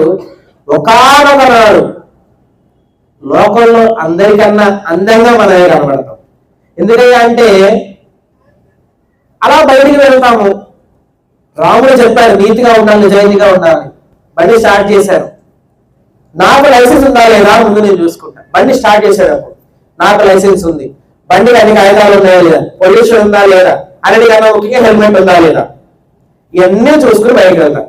ఇవన్నీ ఎవరు వచ్చారా అలా షికారు చేసి వద్దామరా అని చెప్పేసి ఇంకొకటి వచ్చాడు అనుకోండి, పర్లేదు ఈ కాసేపేగా అని చెప్పేసి బండి తీశారు. అలా వెళ్ళాను. అక్కడ నేను శిక్షార్హుడిగా శిక్షకి అర్హుడని కాదా బయటకు వెళ్ళినాడు. సమాజంలోకి వెళ్ళి ఇంట్లో ఉన్నంత వరకే 4 గోడల మధ్య తీరు, నా వ్యక్తిగత విషయాలు, నా హావభావాలు, నా మాట తీరు ఎవరికి సంబంధం లేదు. సమాజంలో అడుగు పెట్టిన తర్వాత నేను సమాజానికి రెస్పాన్సిబిలిటీ నేను కూడా ఒకని. కాబట్టి ఆ రెస్పాన్సిబిలిటీ తగ్గట్టుగా నాకు లైసెన్స్ ఉందా లేదా, బండి తోలడానికి నాకు నేను అర్హుడా కాదా, ప్రభుత్వం నాకు సర్టిఫికేషన్ ఇవ్వాలి, లైసెన్స్ ఉండాలి, ఆ వాహనానికి కావాల్సిన ఫిట్నెస్ అంతా ఉందా లేదా, అన్ని కాగితాలు ఉండాలి.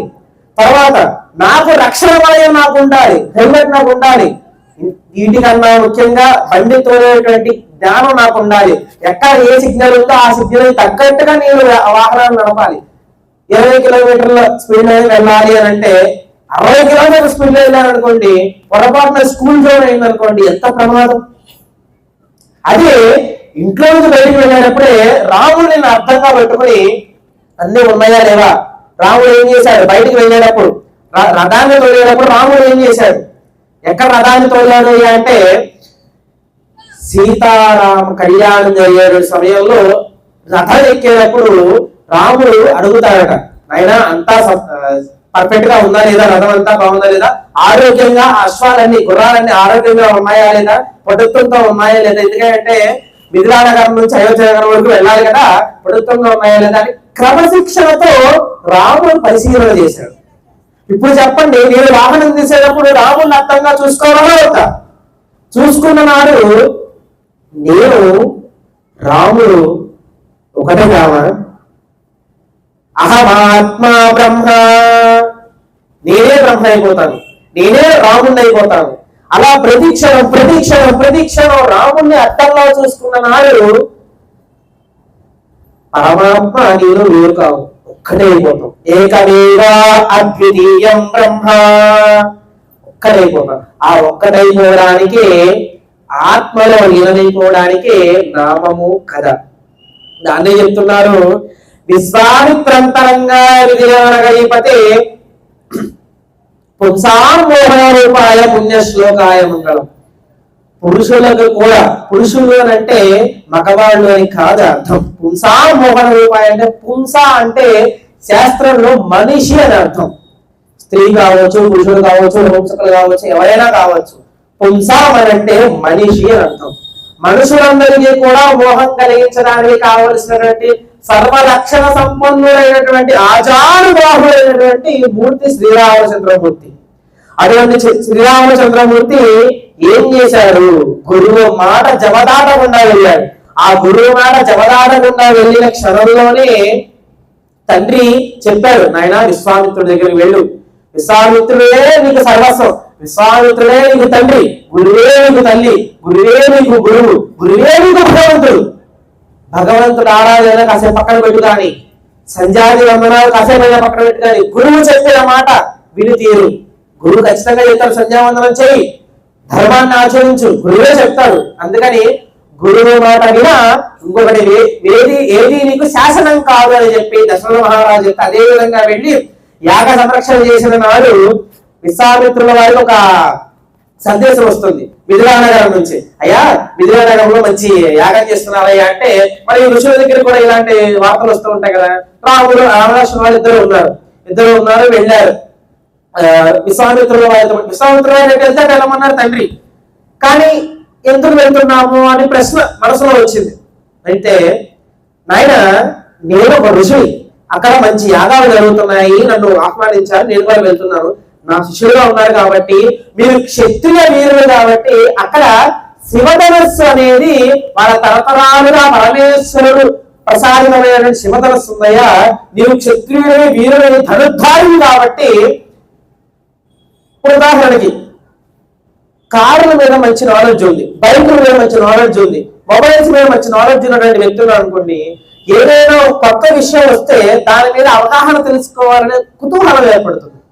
అలా క్షత్రియుడు శ్రీరామచంద్రమూర్తి ఆ ధనుస్సును చూడాలి, శివధనుస్సు అనేది మన యొక్క పురాణంలో చాలా బాగా చెప్పబడింది, ఒకసారి చూడాలి అనిపించింది రాముడికి కూడా. అక్కడ విషయం ఏంటయ్యా అంటే,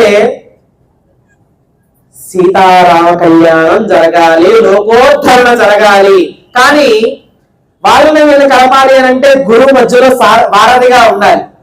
అందుకని విశ్వామిత్రుడు అడ్డు చెప్పి, ఆయన అక్కడ ధనుస్సు ఉన్నది చూడటానికి వెళ్దాం పదా అంటే, సరే గురుగారని ఆయన ఆనందంతో వెళ్ళాడు, ఈయన ఆనందంతో వెళ్ళాడు. వెళ్ళిన తర్వాత జనక మహారాజు ఆస్థానంలో విశ్వామిత్రుల వారు వచ్చారంటే పరుగు ముందుకు వెళ్ళి బంగారు పళ్ళాన్ని అక్కడ పెట్టి బంగారు పాత్రలో వారి ధర్మపత్ని జలాన్ని తీసుకొస్తే పాదాలను కడిగి సంప్రోషణ చేసుకుని, మీలాంటి పెద్ద ఉత్తములు మా రాజ్యానికి రావాలనే గర్వకారణం అండి అని చెప్పేసి కూర్చోబెట్టి మంచి ఆసనం వేసి కూర్చోబెట్టి ఈ విషయాలు ఏంటో కనుక్కుంటుంటే, వీళ్ళు దశరథ మహారాజు గారి కొడుకులయ్యా, రాముడు లక్ష్మణుడయ్యా, వీళ్ళు నా శిష్యులు అని చెప్తే చక్కగా వినయంగా గురువు గారి పక్కన నుంచుని ఉన్నారు. మరి రాజకుమారులు కాబట్టి వాళ్ళు కూడా ఆసనాన్ని వేశారు, బానే ఉంది. సభలో ఏదైనా శివధనస్సు ఏది అని అంటే అందులో సభలో అక్కడే ఉందండి. శివధనస్సుని ఎందుకు సభలో పెట్టారో పూజా మందిరంలో కదా ఉండాల్సినది విశ్వామిత్ర మహర్షి అడిగితే అక్కడ తెలియని వాళ్ళ విశ్వామిత్ర మహర్షులు రాముడికి లక్ష్మణుడికి తెలియజేయడం కోసం చెప్తూ ఉన్నారండి కథ. అయితే విశ్వామిత్ర మహర్షి అడుగుతూ ఉన్నారు, చెప్తూ ఉన్నారు జనక మహారాజు, అప్పుడు మా అమ్మాయిని వివాహం చేయడానికి మా అమ్మాయికి తగినటువంటి వరుణ్ణి నేను తీసుకురాలేను. ఎందుకయ్యా అంటే మా అమ్మాయి సీతా మహాత్రిపుర సుందరి, సీత మహాత్రిపుర సుందరి. మరి అలాంటి అమ్మాయికి వరుణ్ణి తీసుకురావడం నా వల్ల కాదు. అలాంటి శక్తి కలిగినటువంటి మా అమ్మాయికి అలాంటి వరుణ్ణి తీసుకురావాలి అని చెప్పేసి లోకంలో ఉన్నటువంటి దేవ దానవ యక్ష కిండల కింపురుషులు అందరూ కూడా వాట్సాప్ లో అందరికీ పంపించేశాడు జనక మహారాజు. Inviting to in my Janaka Kaushala దేశం. వచ్చేసారు, అందరూ ప్రయత్నించారు, నాట్ పాసిబుల్. ఎందుకంటే వాళ్ళు పరాత్పరమైన భగవానుడు కాదు, కేవలం దేవతలు మాత్రమే. కొంతకాలం వరకు ఉండి కాలంలో కలిసిపోయేటువంటి వాళ్ళు మాత్రమే.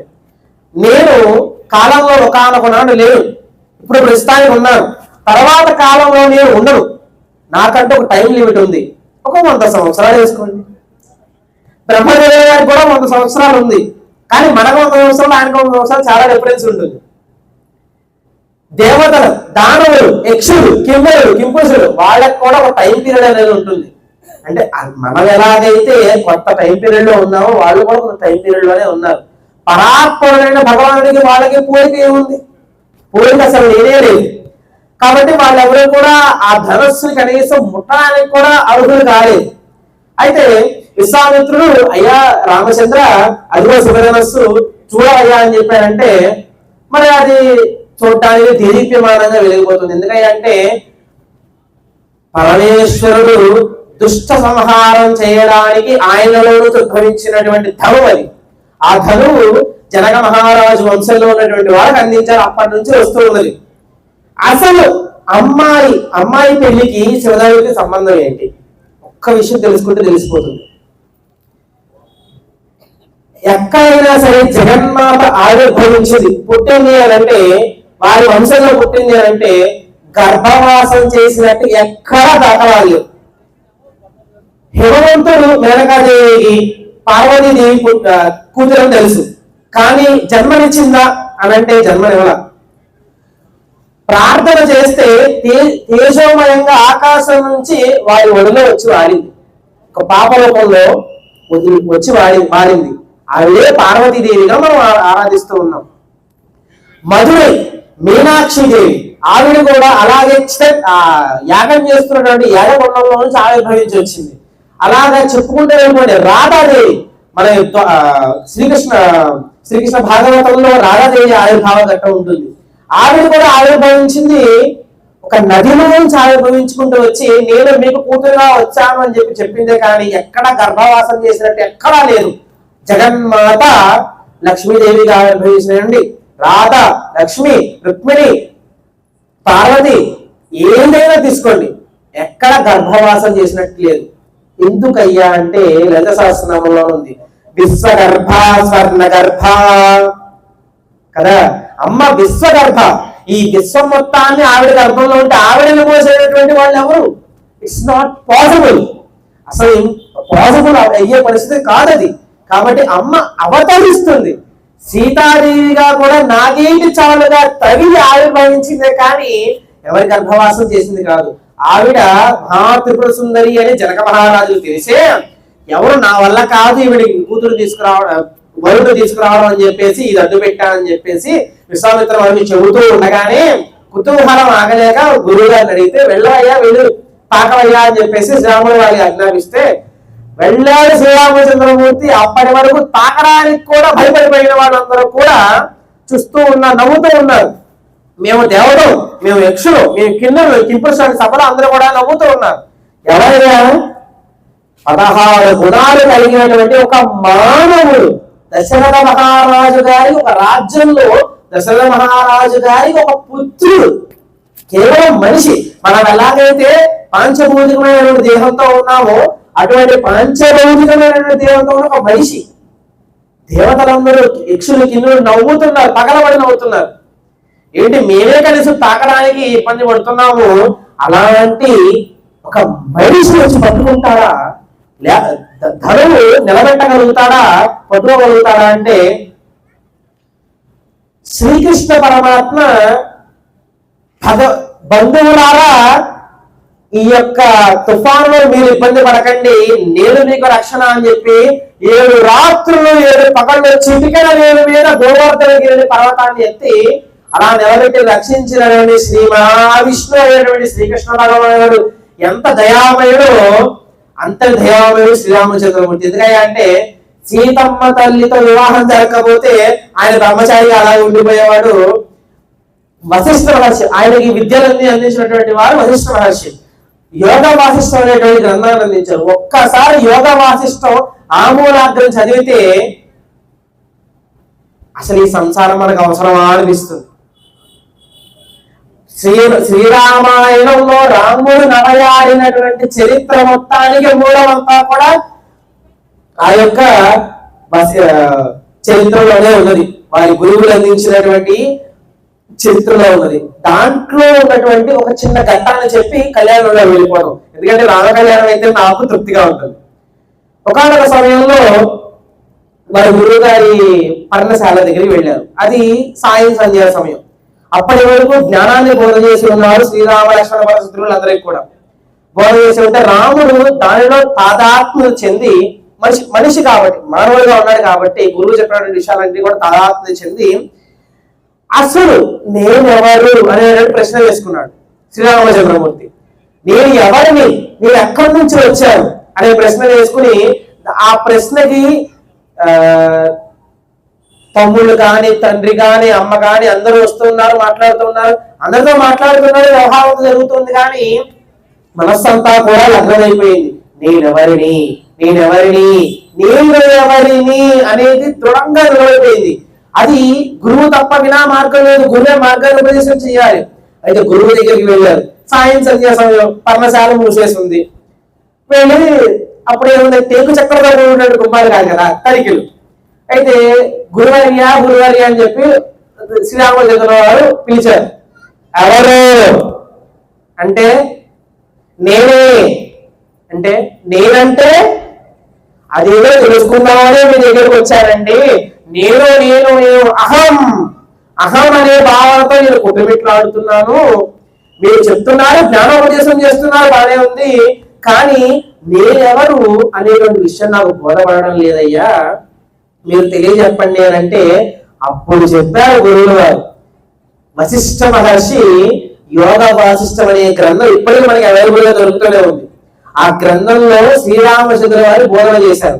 ఆ బోధన చేసినటువంటి బోధే శ్రీరామాయణ చరిత్రగా మారి అవరాలకు కొన్ని వేల సంవత్సరాల నుంచి ఇప్పటివరకు కూడా ఆ చరిత్ర మనకి ఒక అర్థంలాగా మారి మనం చూసుకుంటూ ధర్మబద్ధంగా నడవడానికి కావాల్సినటువంటి అన్ని విషయాలు బోధ చేస్తూ ఉన్నది. కాబట్టి ప్రతి ఒక్కళ్ళు కూడా ఆలోచన అనేది రామాయణానికి ముందు వారు గురువు గారు ఇచ్చినటువంటి జ్ఞానమే.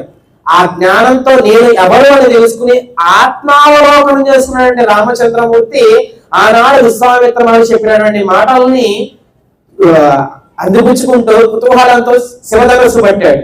శివధనుసు పట్టిన వెంటనే అలాగా దూరిపించరా, ఎలాగైతే శ్రీకృష్ణ భగవానుడు ఒక చిన్న పువ్వుని అలా పట్టుకుని అలా పైకెత్తితే ఎంత ఈజీగా ఎత్తగలుగుతారో చిన్నపిల్లలు, అలాగా శ్రీరామచంద్రమూర్తి యావత్ చరాచర జగత్తు మొత్తాన్ని సృష్టించి స్థితి చేసి లయం చేయగలిగినటువంటి పరమేశ్వరుడు యొక్క ధనుస్సుని అవలీలగా అలా పైకి ఎత్తాడో లేదో పటపటపటపటపడి ఆకాశంలో దుందుభీనాదాలు మోగుతున్నటువంటి క్షణంలో శ్రీరామచంద్రమూర్తి ఆ యొక్క ధనువుకి బిడ్డనాలు లాగుతూ ఉండగా దేవతలందరూ కూడా పడిపోయారు. ఇంద్రాది దేవతలందరూ కూడా మొత్తం అంతా కూడా పడిపోయారు. ఎందుకంటే ఎత్తిన వరుక్షణమే మెరుపులు, పెద్ద పెద్ద శబ్దాలు వస్తున్నాయి. అప్పటి వరకు ఆ దేవతలు కూడా అలాంటి శబ్దాలు వినాల. వరుణుడు మనకి వానాకాలంలో వస్తుంటాయి, దుమ్ దుమ్ అని చెప్పి శబ్దాలు వస్తుంటాయి, ఉరుములు మెరుపులు. వాటికే మనం భయపడిపోతాం. కానీ ఆనాడు వరుణుడు కూడా మూర్చపోయాడట. అంత శబ్దాలు ఇచ్చినటువంటి వరుణుడు కూడా మూర్చపోయాడంటే ఆ శబ్దాలు ఎంత భీకరంగా ఎంత భయంకరంగా ఉన్నాయో అర్థం చేసుకోండి. కేవలం ఇంకా ధనుర్భంగంగా ధనుస్సుని ఎత్తారంటే శ్రీరామచంద్రమూర్తి ఆ శబ్దాలకే మూర్చపోయారు. అయితే ఆకాశంలో విహరిస్తున్నటువంటి యక్షుల వాళ్ళందరూ కూడా ఏంటి ఏదో జరుగుతుంది అనుకున్నారు. వెంటనే వింటినారి పట్టి లాగుతూ ఉన్నారు. వెంటనే పెడబెడబెడబెడమని ఆ యొక్క శివధనుస్సు విరిగిపోవడం ఏమి, 2 ముక్కలు అయిపోవడం ఏమి అలా పడిపోయింది. అయ్యో గురువు గారు ఇంత తేలిగ్గా ఉంది ఏంటండి, మీరు ఏదో ఎంత గొప్పగా చెప్పారు అని అంటే, నాయన శివుడు ఇచ్చి చాలా సంవత్సరాలు అయిపోయిందిగా, పాత పడిపోయిందిలే, దీని శక్తిని మళ్ళీ శివుడు పంపించేస్తానులే అని చెప్పి విశ్వామిత్ర అని చెబుతూ ఉన్నారు. అక్కడ మెలుగుగా ఉంది ఎవరయ్యా అంటే ఒక్క శ్రీరామచంద్రుడు, లక్ష్మణుల వారు, విశ్వామిత్రుడు, జనక మహారాజు తప్ప, నారద మహర్షి తప్ప ఇంకా ఎవ్వరు మెలుగులో లేరు. అందరూ మోసపోయారు. ఈవెన్ ఆకాశంలో వేస్తున్నటువంటి యక్షులు కూడా పడిపోయారు కిందకి ఆ శబ్ద ప్రకంపనలకి. ఆకాశంలో దుందుబీ నాదాలు మోగుతుండగా వైకుంఠం నుంచి కుసుమ వర్షం కురుస్తూ ఉన్నటువంటి శ్రీరామచంద్రుడి మీద కుసుమ వర్షాలు కురిసిన మరుక్షణమే అయ్యయ్యా అని చెప్పేసి జనక మహారాజు గారి ధర్మపత్ని బంగారు పాత్ర తీసుకొచ్చేసి కాళ్ళ కింద పెట్టేస్తున్నారు. అయ్యా నేను కాళ్ళు అడిగేస్తాం, మా అమ్మాయిని తీసేసేసుకో అనగానే కాదు కాదు కాదు, ధర్మమే, మా నాన్నగారు ఒప్పుకుంటేనే వివాహం చేసుకుంటాను, లేదంటే కులవరి చేసుకుని అనేసాడు రామచంద్రమూర్తి. ఆహా చాలా సంతోషం అయ్యా అని చెప్పేసి వెంటనే నారదుల వారికి, విశ్వామిత్రుల వారికి, వైష్ణవానికి అందరికీ కబురు పెట్టేశారు. వెంటనే మరుక్షణం అయోధ్య నగరానికి కబురు వెళ్ళిపోయింది. వీళ్ళకి మధ్యలో కూర్చుని అటుపక్క పురోహితులు ఇటుపక్క పురోహితులు చెప్పుకుంటూ ఉన్నారు. ఏంటయ్యా చెప్పుకుంటున్నారు అంటే, మా అబ్బాయి పితృభక్త్యాయ సుఖం భ్రాతృభి సహసేవయ నందితాకిల లోకాయ రామచంద్రాయ మంగళం. మా యొక్క చరిత్ర చెప్పాల్సిన అవసరం లేదయ్యా, గంగని భూమి మీద తీసుకొచ్చే భగీరథుడు మా వంశం వాడేనయ్యా, హరిశ్చంద్రుడు మా వంశం వాడేనయ్యా. ఇలాగా నాభాగ మహారాజు, ఇలాంటి మహారాజులు ఎంతో మంది ఈ యొక్క భూమండలాన్ని పరిపాలించారయ్యా. కాబట్టి మీకు తెలియంది కాదు, కానీ చెప్పాలి కాబట్టి చెప్తున్నాం. ఇది మా యొక్క చరిత్ర అంటే జనక మహారాజు వారి యొక్క జనక మహారాజు యొక్క వంశం కూడా అల్లా తప్ప వంశం కాదు. అమ్మ ఆవిర్భవించాలి అని అంటే ఆ వంశం ఎంత పవిత్రంగా ఉండాలి, ఎంత శక్తిగా ఉండాలి, ఎంత తనలో తాను రమించుతూ సంసార సాగరంలో ఉంటూ కూడా తామరాముల నీటి ఒట్టులాగా ఉండేటటువంటి స్థితిలో మనస్సుని ఎలాగ ఉంచుకోవాలో అలా ఉంచుకుంటూ సంసార సాగరంలో ఉండేటువంటి వాళ్ళకి అమ్మ కూతురిగా వస్తుందట. అమ్మ జానకమ్మ కూతురుగా వచ్చింది అని అంటే అంతటి ప్రతిదీ కూడా అలాగ కర్మ చేస్తే కర్మ మీద కర్మ లంపటంలో పడకుండా సర్వం పరమేశ్వర అర్పణమస్తు, సర్వం నారాయణ అర్పణమస్తు అని అర్పణ చేయనటువంటి బుద్ధి కలిగినటువంటి వారి ఇంట్లో అమ్మ పుట్టింది. అమ్మ పుట్టడమేమి, వివాహం అవ్వడమేమి, దేదీప్యమానంగా వివాహం అయ్యింది. తర్వాత అరణ్యవాసం తర్వాత దుష్టుడైనటువంటి రావణాసుడు చెరలో పడినటువంటి అమ్మ అక్కడ హనుమంతుల వారు సుందరాకాండ దగ్గరికి వస్తే కనుక అమ్మ దగ్గరికి వస్తే అమ్మ దర్శనం అయ్యే ముందు సుందరాకాండలో 13వ సర్గ దగ్గర వాల్మీకి మహర్షి నిజానికి వైష్ణవుడు అనుకుంటారు, కాదు శాక్తేయుడు, అమ్మవారు ఆరాధకులు. అందుకని మొట్టమొదట రామాయణానికి ఎట్లా సీతాయా చరితం మహత్, సీతాదేవి యొక్క చరిత్ర అని పెట్టారు. లోకంలో తెలియడానికి రాముడి చరిత్ర కూడా పెట్టుకున్నారు.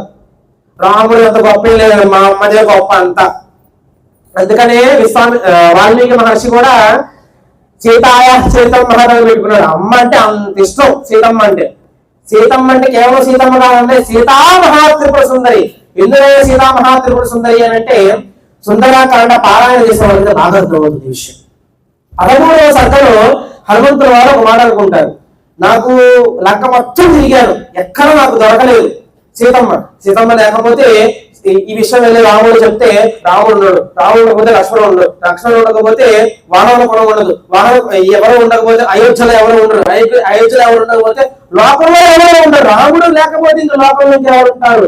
అంతా నేను నా యొక్క నోటి ద్వారా పలికినటువంటి పలుకుల చేతి ఇదంతా జరుగుతుంది కాబట్టి నేను ఏమి చెప్పను, ఇక్కడే ఉండి మరణిస్తాను అనుకున్నాను హనుమంతుడు వారు. అనుకున్న మరుక్షణమే కాదు కాదు జీవన్ ప్రాప్నోతి మానవ, జీవించి ఉంటేనే ఎప్పటికైనా సరే మంగళకరమైనటువంటి శబ్దాలను మనం వింటాము, మంగళకరమైనటువంటి దృశ్యాలు మనం చూస్తాము అని చెప్పి కింద డౌన్ ఫాల్ అయిపోయినటువంటి హనుమంతుడు వారి యొక్క మనసు వెంటనే ఉత్తేజితం పొంది మళ్ళీ ఒక్కసారి అవలోకనం చేశారు. రావణ లంక మొత్తం మధ్యలో ఉన్నదండి అశోకవనం. మనకి సందర్భంలో ఒక శ్లోకం వస్తూ ఉంటుంది. దాంట్లో ఏంటంటే శంకర భగవత్పాదుల వారు ఈ యొక్క మణిద్వీప వర్ణన వర్ణిస్తూ ఉంటారు. మణిద్వీప వర్ణన వర్ణిస్తూ సముద్రం అమృత సముద్రం మధ్యలో చింతామణి మణిద్వీపం ఉన్నది, మణిద్వీపం మధ్యలో చింతామణి గ్రహం, చింతామణి గ్రహంలో పరమేశ్వరి జగన్మాత అయినటువంటి భువనేశ్వరి దేవి ఉన్నాయి అని చెప్పి చెప్తూ ఉన్నారు. అదే రీతిగా ఈ లవణ సముద్రం మధ్యలో ఆ యొక్క ద్వీపానికి మధ్యలో అశోక వనంలో అశోక చెట్టు కింద సీతమ్మ కూర్చొని. ఇక్కడ యోగ పరంగా కాసేపు చెప్పుకున్నట్లయితే శ్రీరామచంద్రమూర్తి సీతమ్మని వరించేటప్పుడు ఏం చేశాడంటే ధనుర్భంగం చేశాడు. ఏ ధనుడు అంటే శివధనుస్సు. మనకి యోగ పరంగా చెప్పుకోవాలంటే మూలాధార స్వాధిష్టాన అనాహత విశుద్ధ ఆజ్ఞ చక్ర అని చెప్పి 7 చక్రాలు మన అందరికీ తెలుసు. 7 చక్రాలు ఇక్కడ ఉండే చక్రం ఏంటంటే ఆజ్ఞా చక్రం. ఆజ్ఞా చక్రం ఎవరైనా ప్రతీక అంటే పరమేశ్వరుడు ప్రతీక.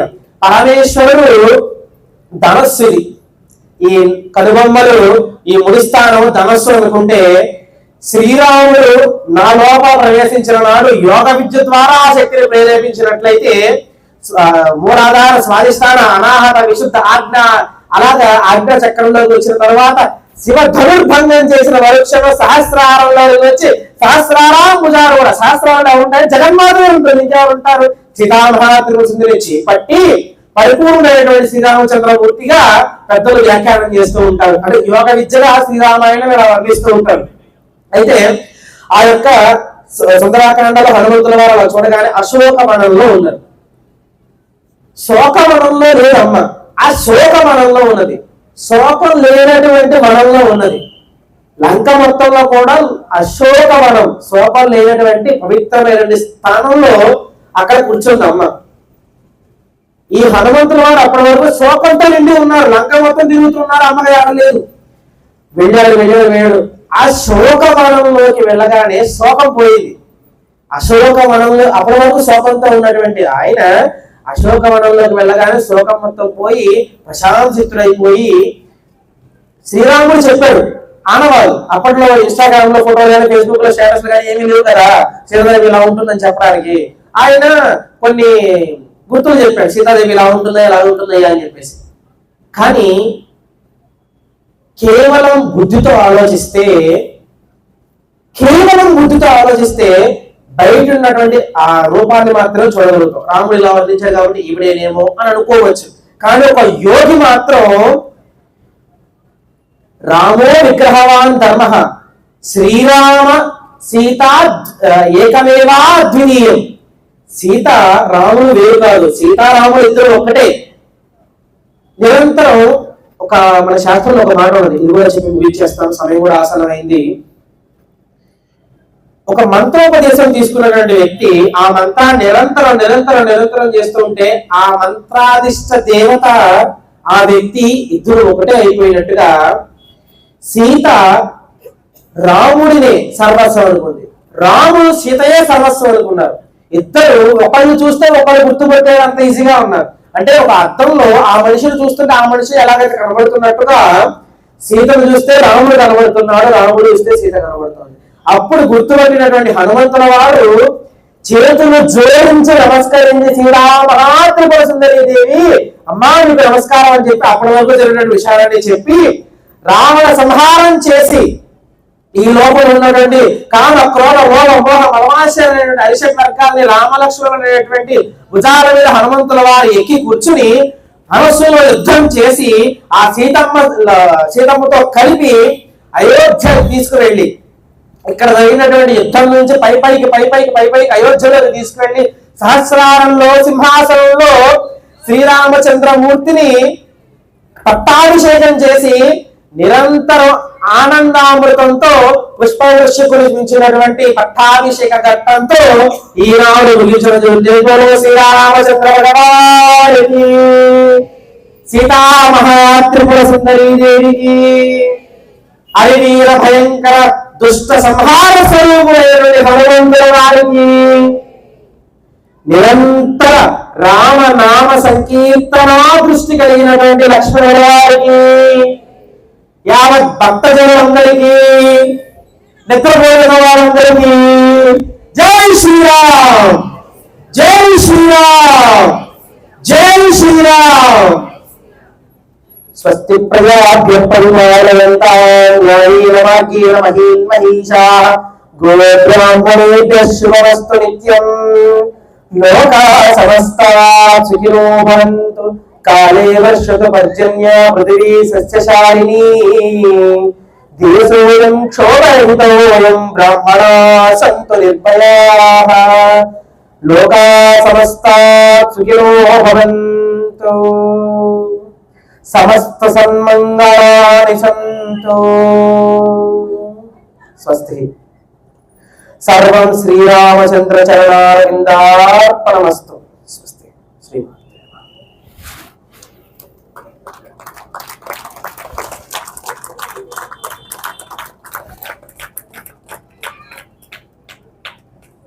చాలా చాలా ధన్యవాదాలు. ఇక్కడ నిర్వహిస్తున్నటువంటి కార్యకర్తలు, ఇంత శ్రద్ధాభక్తులతో ఉంటున్నటువంటి భక్తులందరికీ కూడా నా వినయపూర్వక నమస్కారాలు తెలియజేస్తూ, నిజానికి 21వ తారీఖు నుంచే ప్రవచనం చేయాల్సి ఉంది. కొన్ని అనివార్య కారణాల వల్ల రాలేకపోయాను. ఏమో భగవంతుడు ఆ రామచంద్రమూర్తి ఈ కాస్త సత్సంగుల మధ్యలో కాసేపు సత్సంగాన్ని చేసుకుని అదృష్టంగా వేశారు. ఏమో ఇదే ఆలయాన్ని అనుసంధానంగా చేసుకుని ప్రతి నెల కానీ ప్రతి వారం కానీ అష్టాదశ పురాణాలు కావచ్చు, మహాభారతం కావచ్చు, రామాయణంలో ఉన్నటువంటి జ్ఞానాలు కావచ్చు చెప్పుకోవడానికి శ్రీరామచంద్రమూర్తి మనకి అనుగ్రహిస్తాడేమోనని నేను ఆశిస్తూ ఉన్నాను. ఆశతో పాటు కూడా భక్తుల యొక్క ఆర్ద్రత కూడా కావాలి. నేను స్వయంగా వచ్చి చెప్తానని చెప్పాను, చక్కగా ఒప్పుకున్నారు, చెప్పాను. కానీ భక్తులు కమిటీ వారందరికీ కూడా తెలియజేసి ఇలాంటి కంటిన్యూగా చేస్తే మేము కూడా వినగలుగుతాము అన్నటువంటి భావన వారి కమిటీ వారికి తెలియజేస్తే వారు ఉత్సాహంగా ఇంకా ఎన్నో అద్భుతమైన కార్యక్రమాలు చేయడానికి అవకాశం ఉంటుంది. ఎందుకంటే రాముడు అనుకృతి అద్భుతమైనటువంటి వేదిక ఇంత ప్రాంగణం ఏర్పడింది.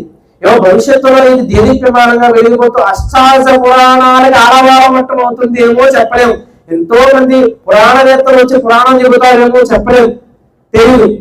కాబట్టి దీన్ని మనం భవిష్యత్తులో అద్భుతమైనటువంటి ప్రాంగణంగా శ్రీరామచంద్రుడి యొక్క అనుగ్రహాన్ని పాత్రులుగా మనం కోరుకుంటూ, ఆ రేపు లేదా ఎల్లుండే శ్రీరామ నవమి నాడు శ్రీరాముడు పుట్టాడు. కాబట్టి స్వామి మనలో కూడా పుట్టాలి అని భావన చేస్తూ పుట్టి పెరిగి పెద్దయి ఆ శివనలో భంగం చేసి సీతమ్మతో కలిసిపోయి ఏకమేవ అద్వితీయ బ్రహ్మాని భగవానుడు నేను ఒకటే అయిపోయేటటువంటి స్థితిగా మారాలని మనస్ఫూర్తిగా ఈ యొక్క భగవద్ బంధువులందరి మధ్యలో కోరుకుంటూ స్వస్తి.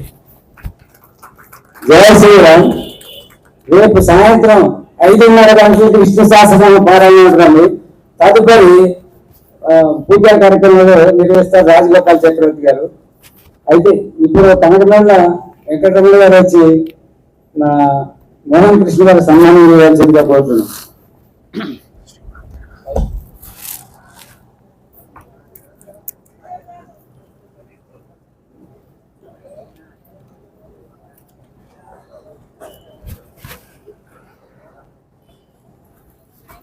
రామచంద్ర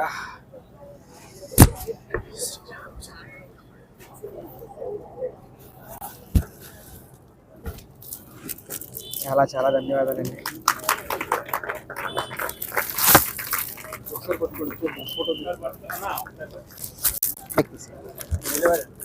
నిలబడతారు. రామా.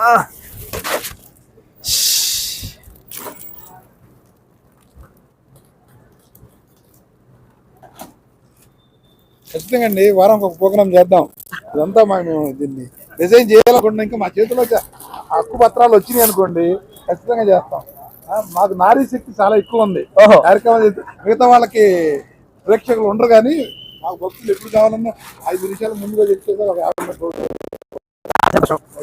ఖచ్చితంగా అయితే ఒక్కొక్క టాపిక్ పెట్టుకుని నెలకు ఒక 4 టాపిక్లుగా చేద్దాం. వారానికి ఒక కార్యక్రమం చేయాలని మా సంకల్పం. డిజైన్ చేస్తాం.